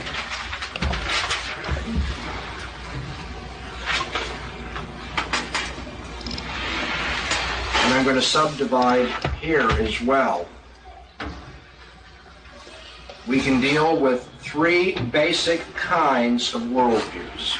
You're going to encounter one of three basic kinds of worldviews, and obviously within each one you can draw further distinctions. But all worldviews are either going to be materialistically monistic, or they may be immaterialistically monistic, but I'm not going to talk about them. Because they just, if they're immaterialistic, monistic, they deny all distinctions, and so there's no logic and there's no argument. So that goes. So maybe I need to talk about that. Was that too fast for you? When a Hindu says all distinctions are illusion, the Hindu is also rejecting logic. But if the Hindu's rejecting logic, then the Hindu can't rationally argue about Hinduism or Christianity. Now, I might patiently take 3.5 hours discussing that with a Hindu, what I just took basically 15 seconds to say to you. But I trust you should all be on to that by now. When you expose the presuppositions of Hinduism, you've also shown that Hindus don't have the preconditions of intelligibility. They can't make intelligible our very dialogue. Why then are we having this conversation if you and I are one and the same? You can't live according to your worldview. You keep asking me to engage in yoga and meditation and so forth so that I can enter into nirvana. Well, that assumes that I'm not in nirvana right now. But according to your view, in nirvana there are no distinctions. And so I can't be somewhere other than nirvana because everything is nirvana on your worldview. Given your worldview, there would be no rational discussion possible between us. Okay. Now, materialistic monism is what you're going to run into, or dualism, or some religious version of philosophy. All said and done, those are the only possibilities. The person who's an atheist and says everything's matter in motion. There are variations, but worldviews can be, categorized under that general rubric. And then there'll be people who say, no, I don't think that matter is everything. I believe that there's a realm of matter, and there's also an immaterial realm of ideas, or laws, or values, whatever it may be. And so we'll call that dualism. You either have materialism, dualism, or some religious philosophy. And of course, there's a plethora of religious philosophies.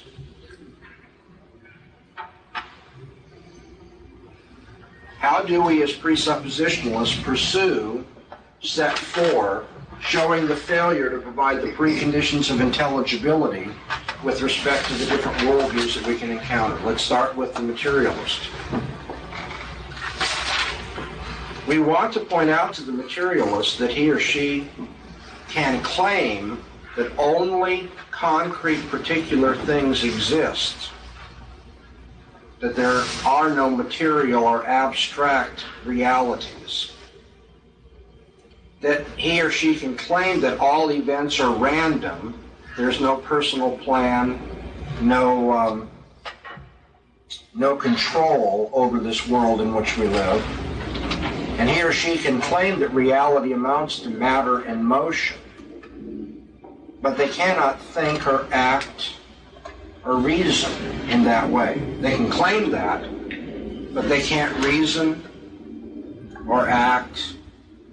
They cannot think in that fashion at all.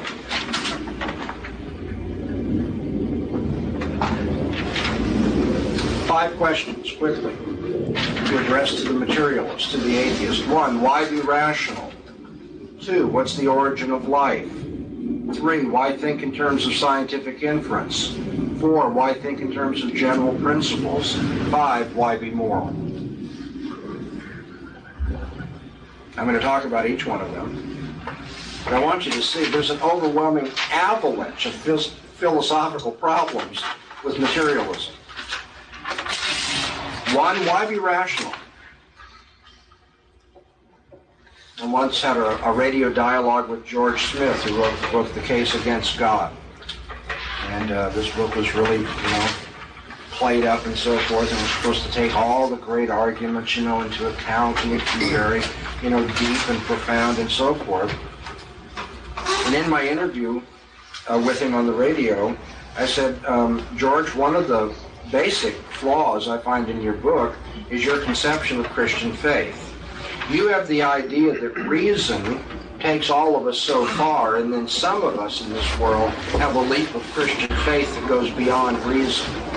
I want to point out that in the Augustinian tradition, that's not our conception of reason and faith. We believe that all reasoning rests upon faith. And so faith is not other than reason. Faith is the most reasonable thing because reason itself relies on it. And I notice that in your book you say all of us must be rational and not follow this Christian idea of reason. Now, his notion of reason is not really the Augustinian one.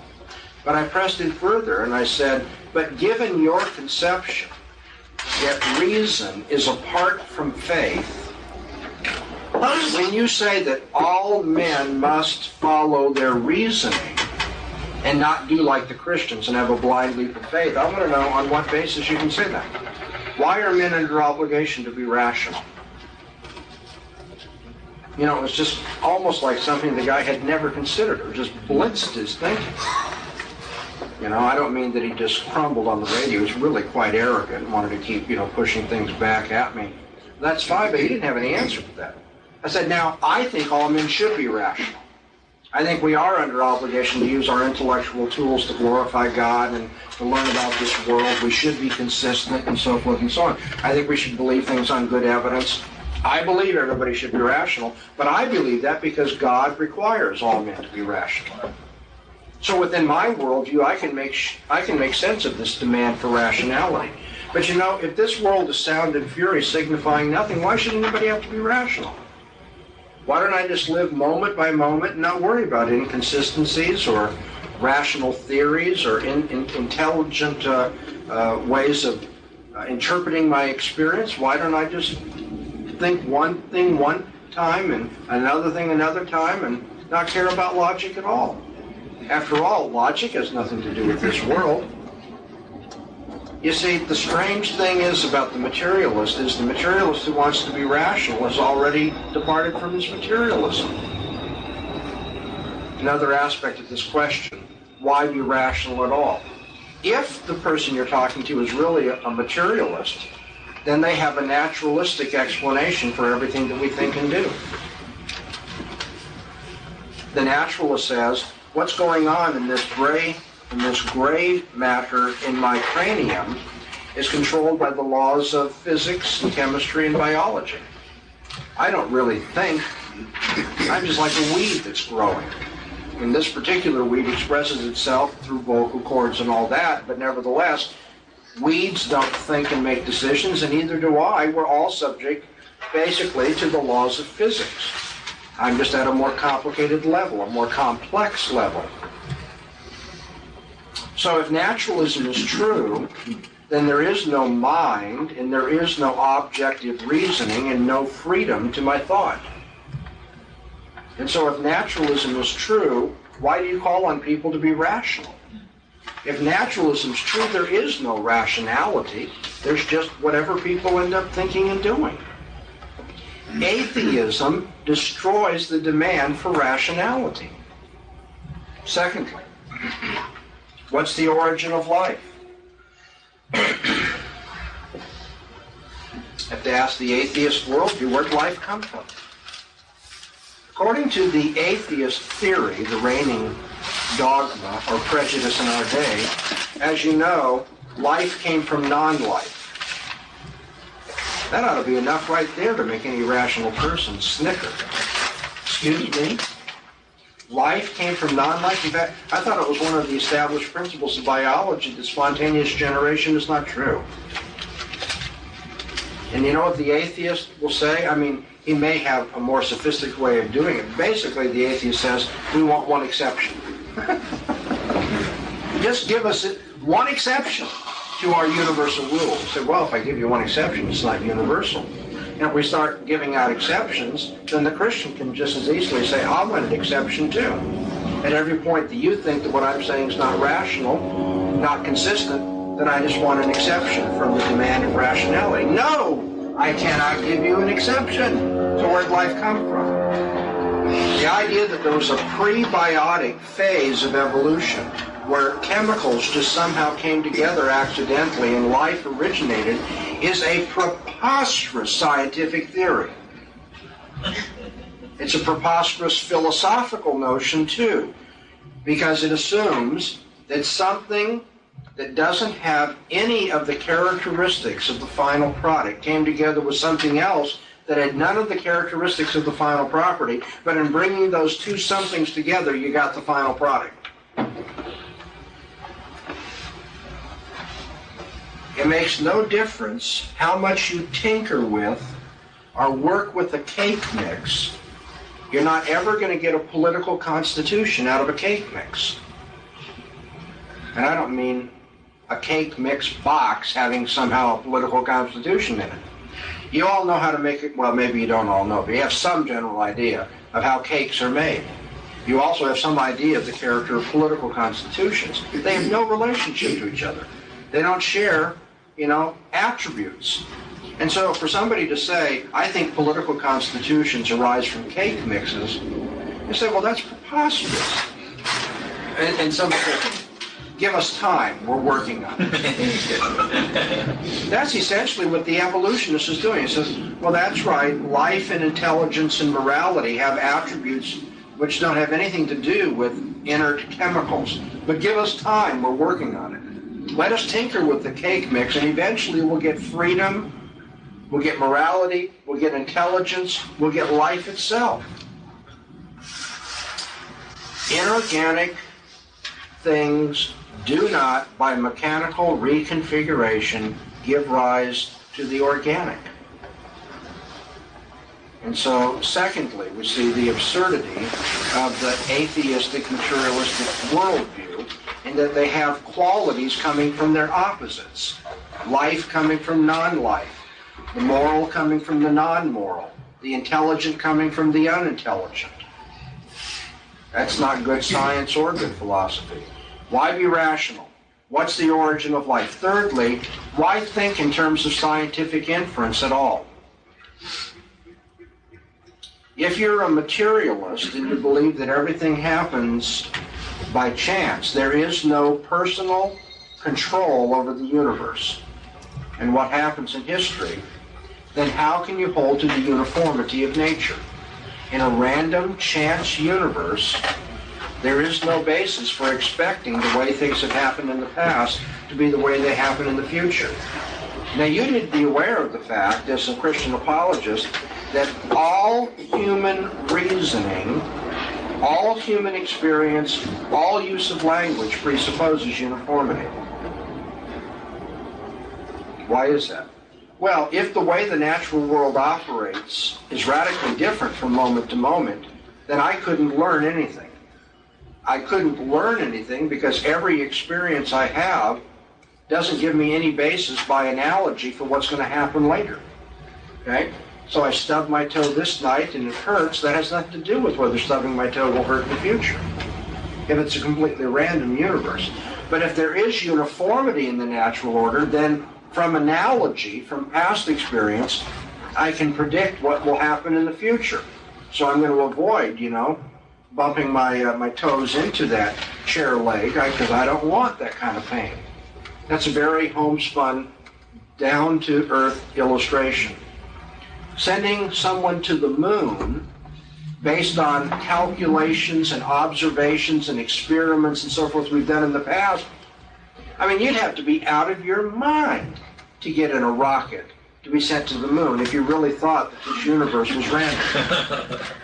So he says, trust us. We've done a lot of tests in the past. And he says, but why do you think those tests in the past provide any model or analogy for what will happen in the future? If you're an atheist, why be scientific at all then? If you're an atheist, there's no uniformity to nature. Now, I once debated an atheist, Dr. Stein, who, when confronted with this kind of thing, said, well, it's just the characteristic of the material world to be uniform. Anybody see any kind of unargued philosophical bias there? Now, the most obvious indication of bias is that he just wants to say the world's like this, pure and simple. Oh, you don't need a reason for that. Now, science is the demand for what? A reason for the events to take place. And what you want to tell me then, Dr. Stein, is the whole edifice of science rests upon no reason. So science rests upon the opposite of itself, indeed the very violation of what it demands. You don't need reasons for the uniformity of nature, you say, but then everything else calls for reasoning, for causes of the events that take place. So you're not even living in terms of your own worldview. But I'm going to press beyond this. When he says that matter simply has this character, what has he assumed about matter? That it's not constantly changing, right? That it has, quote unquote, a character. But the very notion that matter has an unchanging character is the very question under dispute. Does matter have an unchanging character? So that whenever you put the vinegar and the soda together, the cork pops off. Is that one of the attributes of vinegar and soda in combination? That hydrogen's released and so the cork's going to pop off? Well, only if hydrogen from Tuesday is like hydrogen on Wednesday, vinegar from Tuesday is like vinegar on Wednesday, and so on. Only if matter has an inherent character can you do these predictions. But that's the very thing we're asking for. What's the basis for making these predictions? You can't say the material world is predictable. Why? Well, because its character is to be predictable. That's just unreasoning prejudice. And so here we have the atheist without any rational foundation for rationality in reasoning, any rational foundation for the origin of life, without any rational foundation for science. Fourthly, why should atheists think in terms of any general principles? Everybody to think must use general principles. That is to say, everybody is committed to classes of things. Our experiences are not taken as novel, new experiences, one by one by one by one by one by one, having no connection with anything before. Not everything is brand new. Okay? The last few nights I've been in the same hotel room, and when I've gotten up every morning, it was the same hotel room. That's what I want to say. But if materialism is true, and only material particulars exist, then it turns out the experience I had getting up in the hotel room the first morning is not the same experience as I had the second morning, the third, and so forth. Those are all just momentary experiences. And therefore, there's no sameness between them. Unless classes exist. To put it another way, unless something called similarity is real. But is similarity a particular thing that we encounter? Have any of you ever run into similarity itself? I've never known anybody say, Dr. Monson, I'm really worried. I've lost my quantity of similarity. I don't know where I put it. Similarity is not the sort of thing that you materially encounter. Here's something else you don't encounter in the material world, the laws of logic.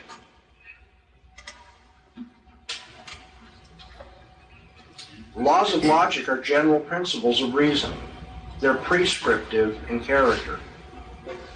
The classes are general principles that we think in terms of are descriptive in character. But nevertheless, they are both immaterial. When I say classes are descriptive and immaterial, I think in terms of giraffes and cats and running and events and qualities that can be categorized together. So there is cowness, in terms of which I recognize particular animals in the field as cows. I don't just say, oh, there's Beulah and there's Beauregard, there's no connection between the two of them. I say there's something that makes me say they're both cows. But that something that makes me say they're both cows is not a cow, nor is it anything physical. In fact, if it were, then I'd have to have something that unites whatever this something is and the two cows into another category by which I can say this something belongs to cowness and not to catness. And so whatever it is that unites the cows together cannot itself be a material particular. It has to be universal. It has to be abstract, and therefore it has to be immaterial. We're back to my point. The unbeliever who is an atheist, therefore, is making use of categories which are immaterial, even if it's only the category of similarity, and laws of logic which are immaterial and prescriptive for the way that we should reason. And so why should we reason or think in terms of general principles at all if we are materialist? Why have categories like barns and redness and cows and the laws of logic if you're a materialist? Now, you all wanted illustrations, and so these are the illustrations. I'm going to give you more, but this is the sort of thing you need to think in terms of. Many of us don't want to be philosophical, though, and some of this, and because of brevity, and also because of my own training and personality, it may seem somewhat abstract. But all of you can think this way. All of you can push these issues. With some practice, you'll do it better. There's no question about that, but you need not be intimidated by it because it's philosophical. Everybody's going to ask, why is it that we speak of these objects as being cows? Why don't we just say experience? Why don't we just have names for every single experience we have, and nothing is ever common? Why do we think that there are common or universal laws of thinking? The only reason I do so is because as a Christian, I know that the mind of God unifies the world and controls the world, and my thinking should emulate his. But I don't know why a materialist, why an atheist would do so. And then the fifth question that I rattled off real quickly is, why be moral? If naturalism is true, I can say two things for sure. First, there are no absolutes. If naturalism is true, everything's in flux. And whatever happens, happens. There are no absolutes.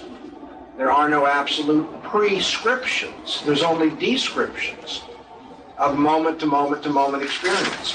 If naturalism is true, then from that we'd have to say there can be no absolute prescriptions. But if there are no absolute prescriptions, there's no ethics, is there? There's no thou shalt or thou shalt not, which is without qualification. There's no universal obligation in a world that's completely naturalistic.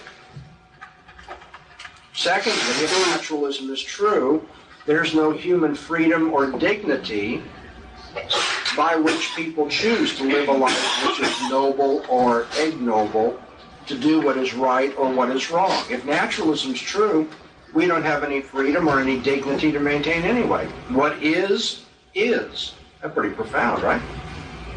Whatever happens, happens.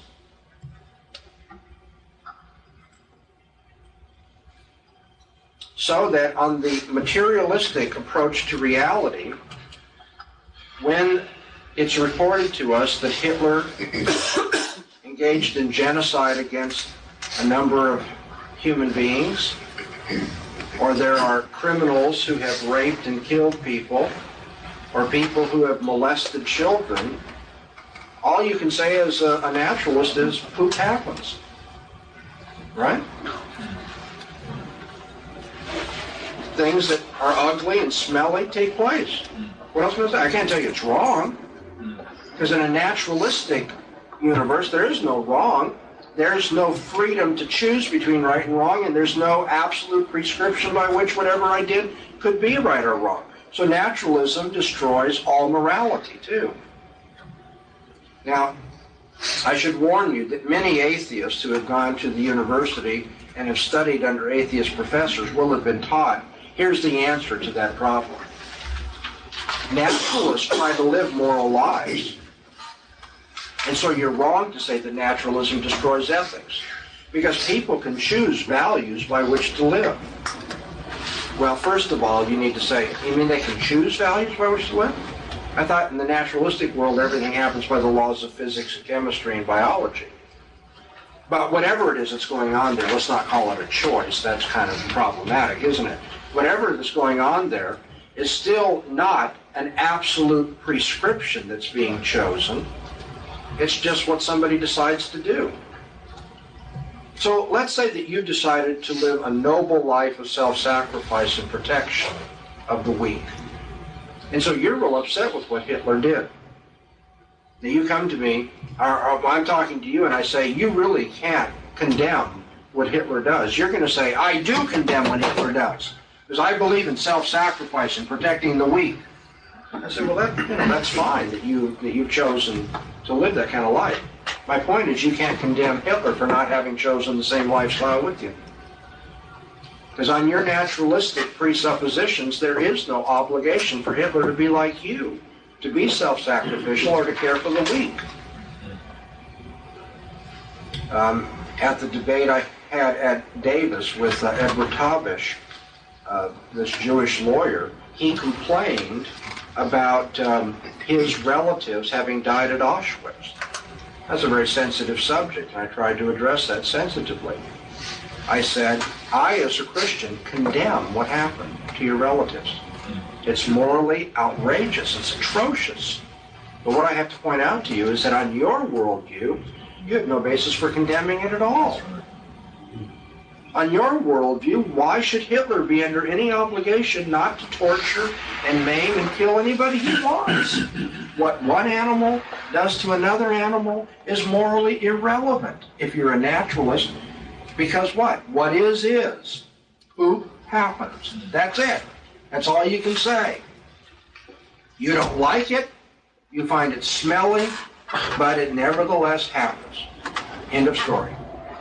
Okay, so when you deal with the worldview of atheism or materialism, and finally get down to this level, we have to say, you see, you can't provide the preconditions of intelligibility for rationality, for understanding life, for thinking scientifically, for thinking at all logically and in terms of general principles, or being moral.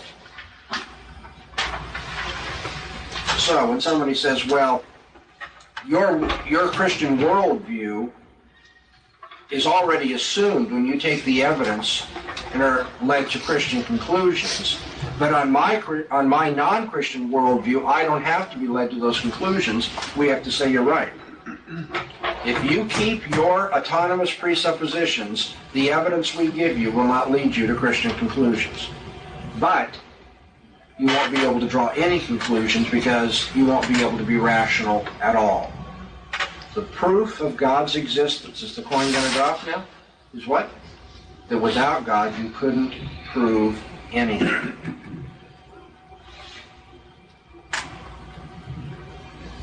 Dealing with the materialist, many people will say, however, is the easy task. Once you catch on to these criticisms, it really isn't all that difficult. It will become easier for you as you do it more and more. But I mean, the materialist is philosophically, a sitting duck. But what about worldviews like dualism and religious worldviews? How now can we deal with them? And so let's expand our outline further and try to talk about those possibilities. If we move away from the atheistic, materialistic, or naturalistic viewpoint to an outlook that's more like Plato's, a more idealistic worldview, what are we to say? Plato held that there's a physical world, this world of time and space, but he also believed there was a world of ideals or ideas. He called them forms. We might say formulas. There was a world that is the rational essence of everything that we find in this world. So in this world, we run into Huey, Dewey, and Louie out on the lake. But in the other world, there's the rational formula, the ideal or the idea of duck. And that's why we call those three things out on the lake ducks, because they all are part of that idea or that formula of duckness.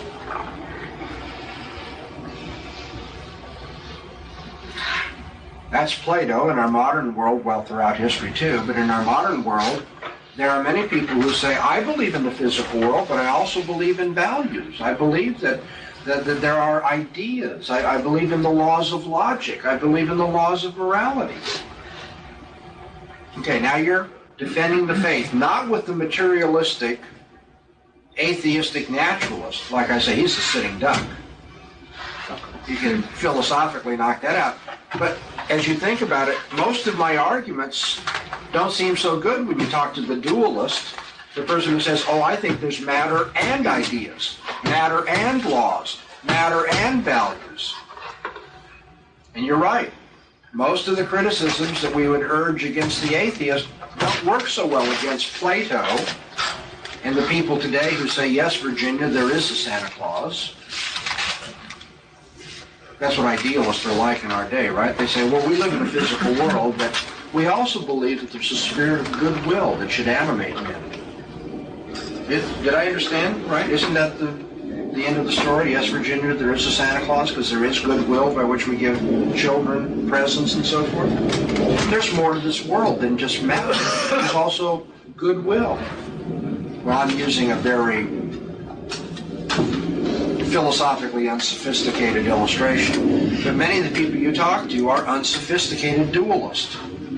They'll say, oh, I believe in the laws of logic, and so I don't have the problem with Dr. Stein. I think that we can have a debate, and we should follow the laws of logic, because I believe in the laws of logic.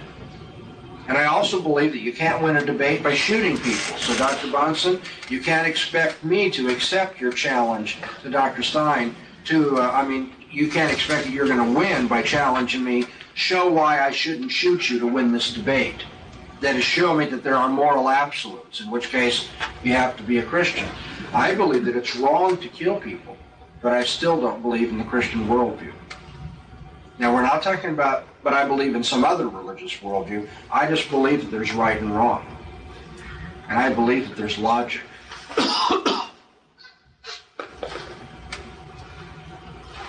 Let me strengthen your hand at this point, because many of you, if you're paying attention, are thinking, this shouldn't be difficult to refute at all. In fact, aren't we back up to 1 and 2? Here's somebody who says, oh, you can't refute me as being a materialist because I believe in immaterial values. I believe in the laws of logic. You're not going to have a hard time dealing with this, because the next question is what you've already thought of. You are better philosophers than you may have thought. Next question is, well, how do you bring those two together? What's the relationship between those two things? Now, on your view, there's matter. Where did it come from? And on your view, there are laws or values, immaterial things. Where did they come from? What are the possibilities? They're both eternal, so they can come from anywhere. One's eternal and the other isn't. Okay, let's look at both of the possibilities. If they're both eternal, how did they ever get together? You might want to say, well, matter decided that it wanted to get married to ideas. Matter doesn't have any personality. It can't choose to do anything. So the way in which matter and ideals and values got together can't be on the material side of things. You say, well, then maybe ideas, values, and logic decided to bring them together. But ideas and values and logic are abstract. They aren't personal at all. You might be interested, just as a matter of historical curiosity, to know Plato's answer to this. Plato said, oh, there must have been a personal demiurge that brought them together. Plato knew very well matter and ideas would never get together on their own. If they're both eternal, then there must be some other eternal thing that is personal that brings them together. Plato also said, by the way, and I know that's only a myth. I have to resort to a myth because I don't have any philosophical explanation of how you can get things which have conflicting attributes together in one realm. Conflicting attributes, matter is particular, ideas are universal.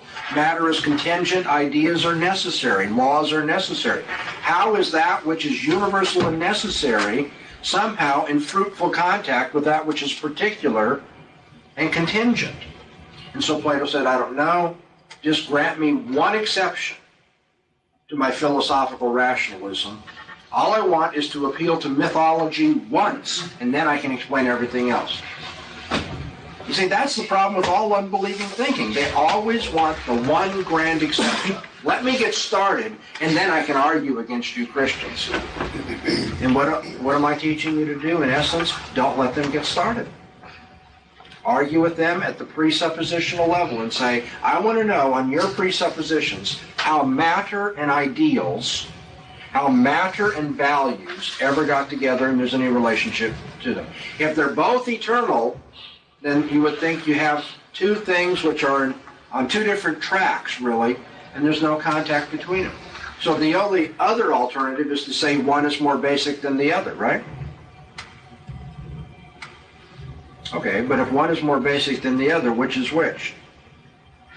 If matter is more basic and ideals grow out of matter or develop, evolve, whatever, out of matter, don't you see we're really back to the first option we were looking at? Materialism. What you have here is just a more sophisticated version of materialism that says really laws and values somehow developed out of the material world. Well, if they did, how did that which is particular and contingent give rise to that which is universal and necessary?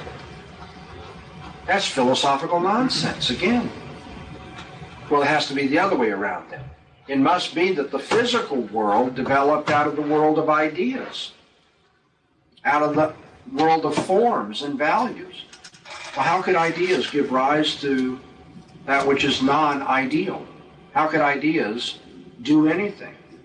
How do ideas develop into a physical world where there are trees and fish and clouds in the sky? I mean, that's just a preposterous philosophy. So in essence, what we're saying is any dualistic approach, any worldview that has both matter and non-matter is going to have to face up to the problem of its dualism. Why then do we have the two things interacting? Why in our experience do we have both matter and ideas, both matter and values?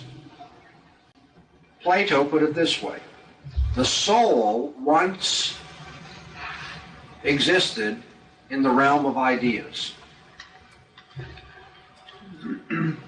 If you do an internal critique of Platonic philosophy, I hope I'm not pushing too hard on you right now, but you need to understand that last sentence doesn't make sense in terms of Plato's philosophy. He says the soul once existed in the realm of ideas. No, Plato. On your view, only the idea of the soul could exist in the realm of ideas, not the soul. And so where does the soul exist? Plato is contradicting his own philosophy when he says the soul once had concourse among the ideas. And then according to him, the soul comes into the body and is there entombed for a period of time, and eventually the soul escapes and goes back to the realm of ideas. Plato says that that's why all philosophy is a longing for death, because all philosophy is a longing for the ideas, and that's where our soul will go when we're finally released from this body. But my question is, where did the soul come from? Is it eternal? Are there a lot of eternal souls? Are all of us little gods? What are you telling us, Plato? Where did the soul come from if it's not eternal? And if the soul existed at all, no matter where it came from, it couldn't have existed in the realm of ideas because the soul's not an idea. So how did the soul have concourse with the ideas? The very problem that Plato is trying to solve on earth is just now replicated in another realm, because he thinks he has two things, right? Ideas and the material world. The soul is supposed to be the mediator between these two. But the soul can't be the mediator between the two because the soul's not an idea.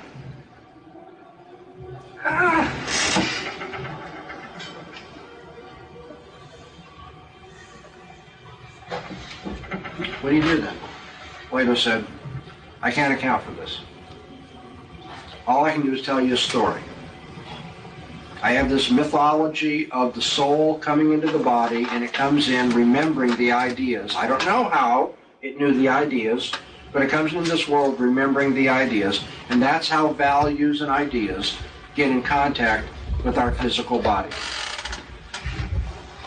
The chances are that your next door neighbor that you're talking to about the faith is not going to resort to mythology in arguing against your Christianity.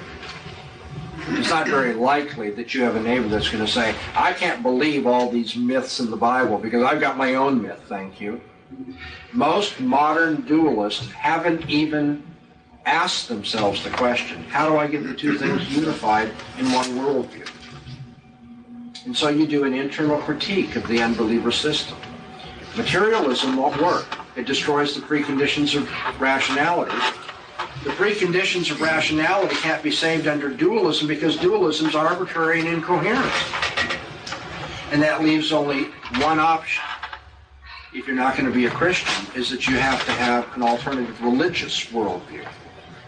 We say God's the answer to all this. God created the physical world out of nothing. It's God's mind that's the basis for the laws of logic. It's God's character that gives us the moral laws by which we live. So we have the preconditions of intelligibility within the Christian worldview. Somebody says, yes, well, why the Christian worldview? One of the questions that you want me to answer is, why does it have to be the Christian worldview?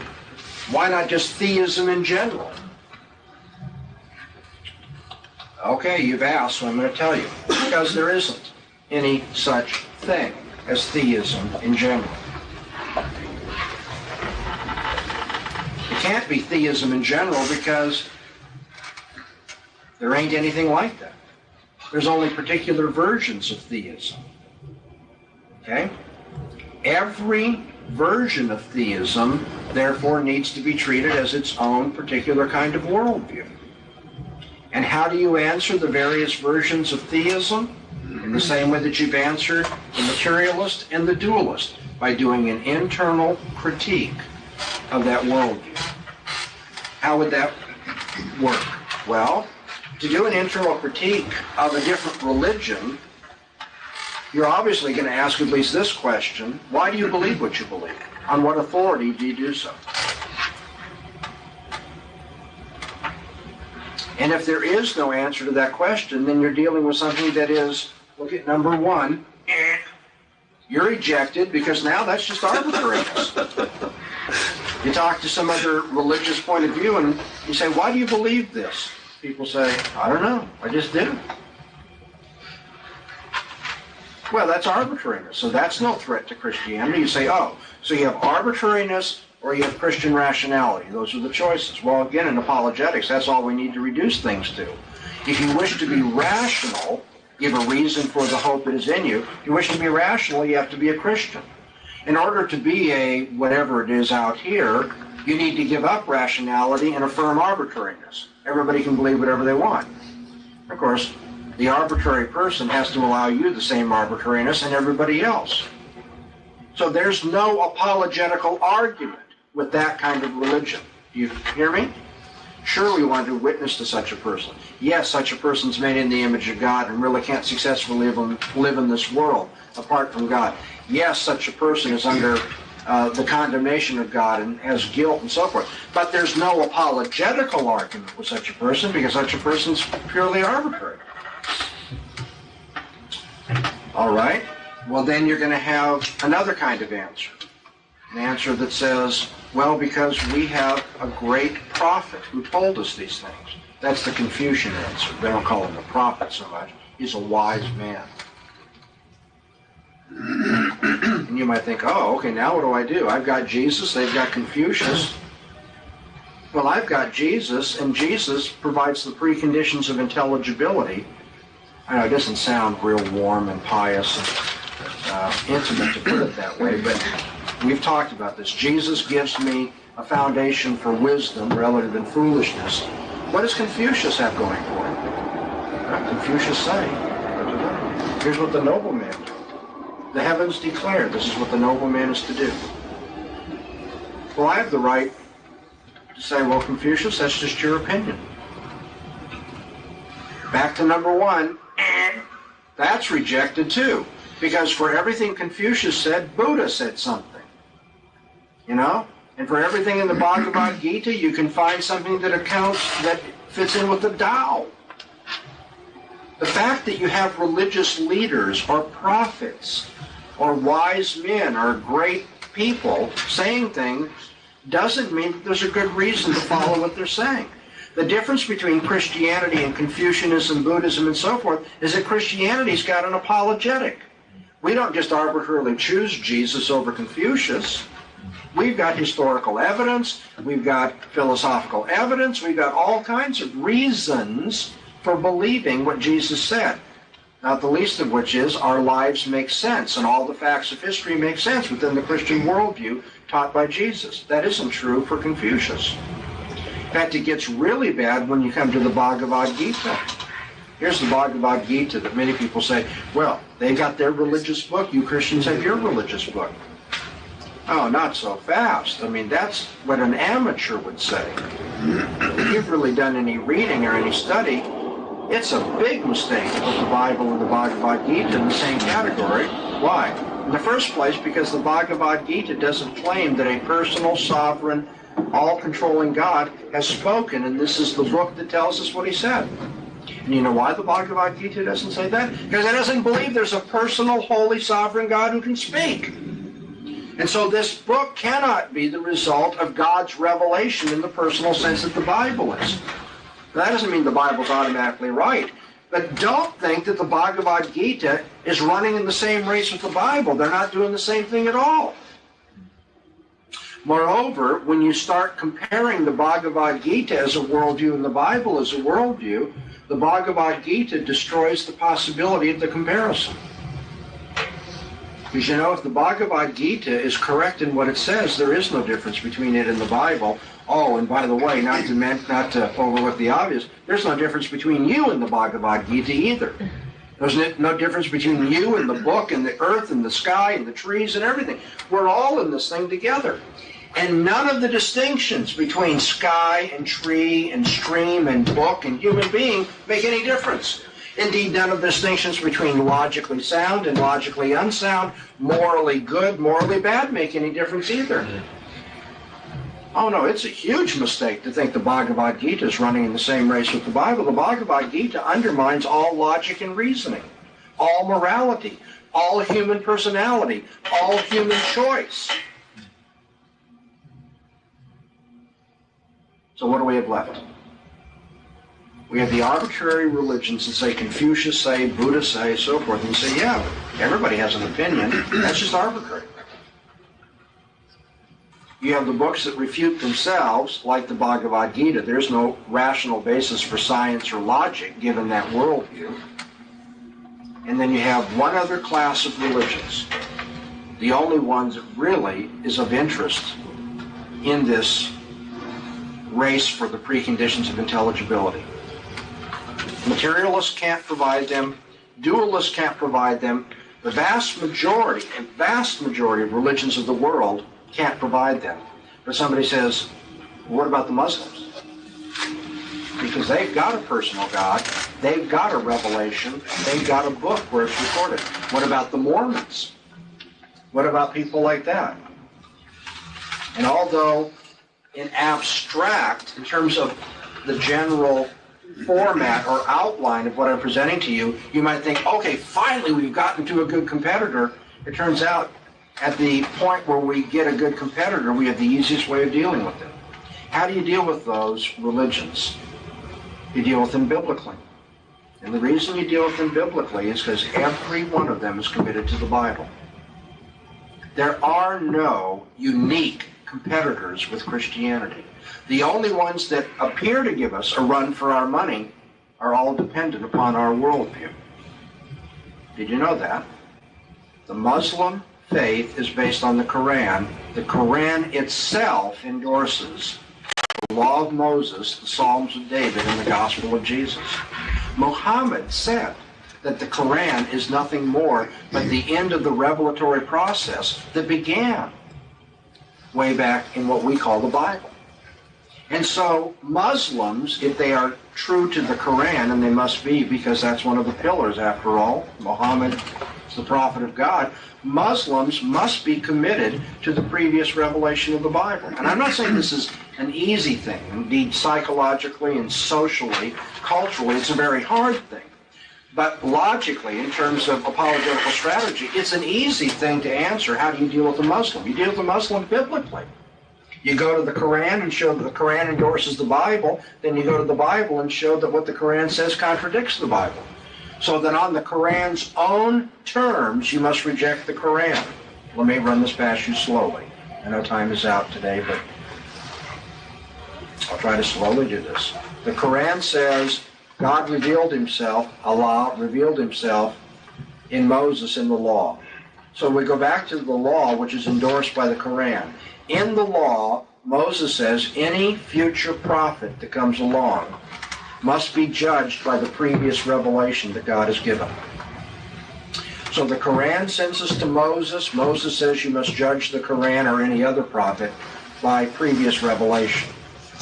Then you point out that what the Quran reveals or claims to reveal is in conflict, indeed in dire conflict, with the law of Moses, the gospel of Jesus, and the Psalms of David. And so the Quran can be refuted on its own terms. How do they conflict? Well, time won't allow me to go into a full comparison at this point, but they conflict, first of all, in that according to the Quran, God cannot have a son.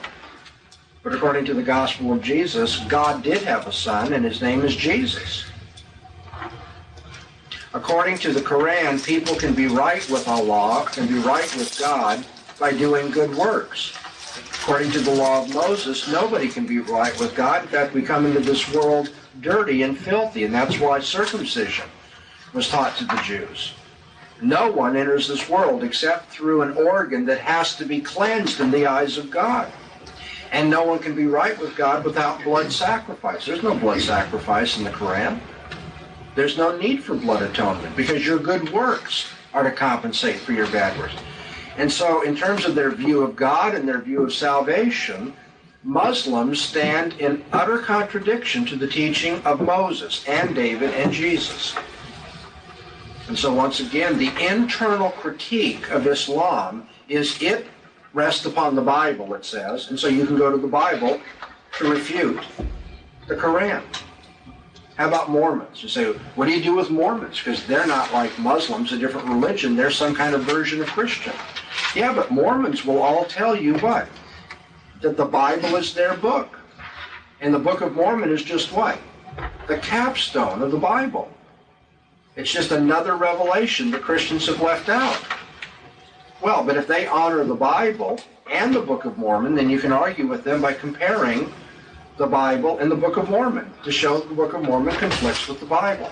Now, what will Muslims and Mormons and all the rest, well, there aren't that many, but in this narrow category of religions that ape Christianity, what will they do once you point out the Bible conflicts with their revelation or putative revelation? It never fails. They'll turn around and say, well, then you don't have the right Bible. Right? The Muslims will say the Bible's been corrupted, and that in its original form it really did agree with the Quran.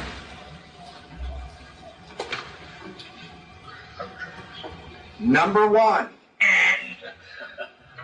The only reason Muslims say that the Bible has been corrupted is because it conflicts with the Quran. They have no evidence of such corruption, no history of such corruption. They say, oh, you Christians, you tampered with it.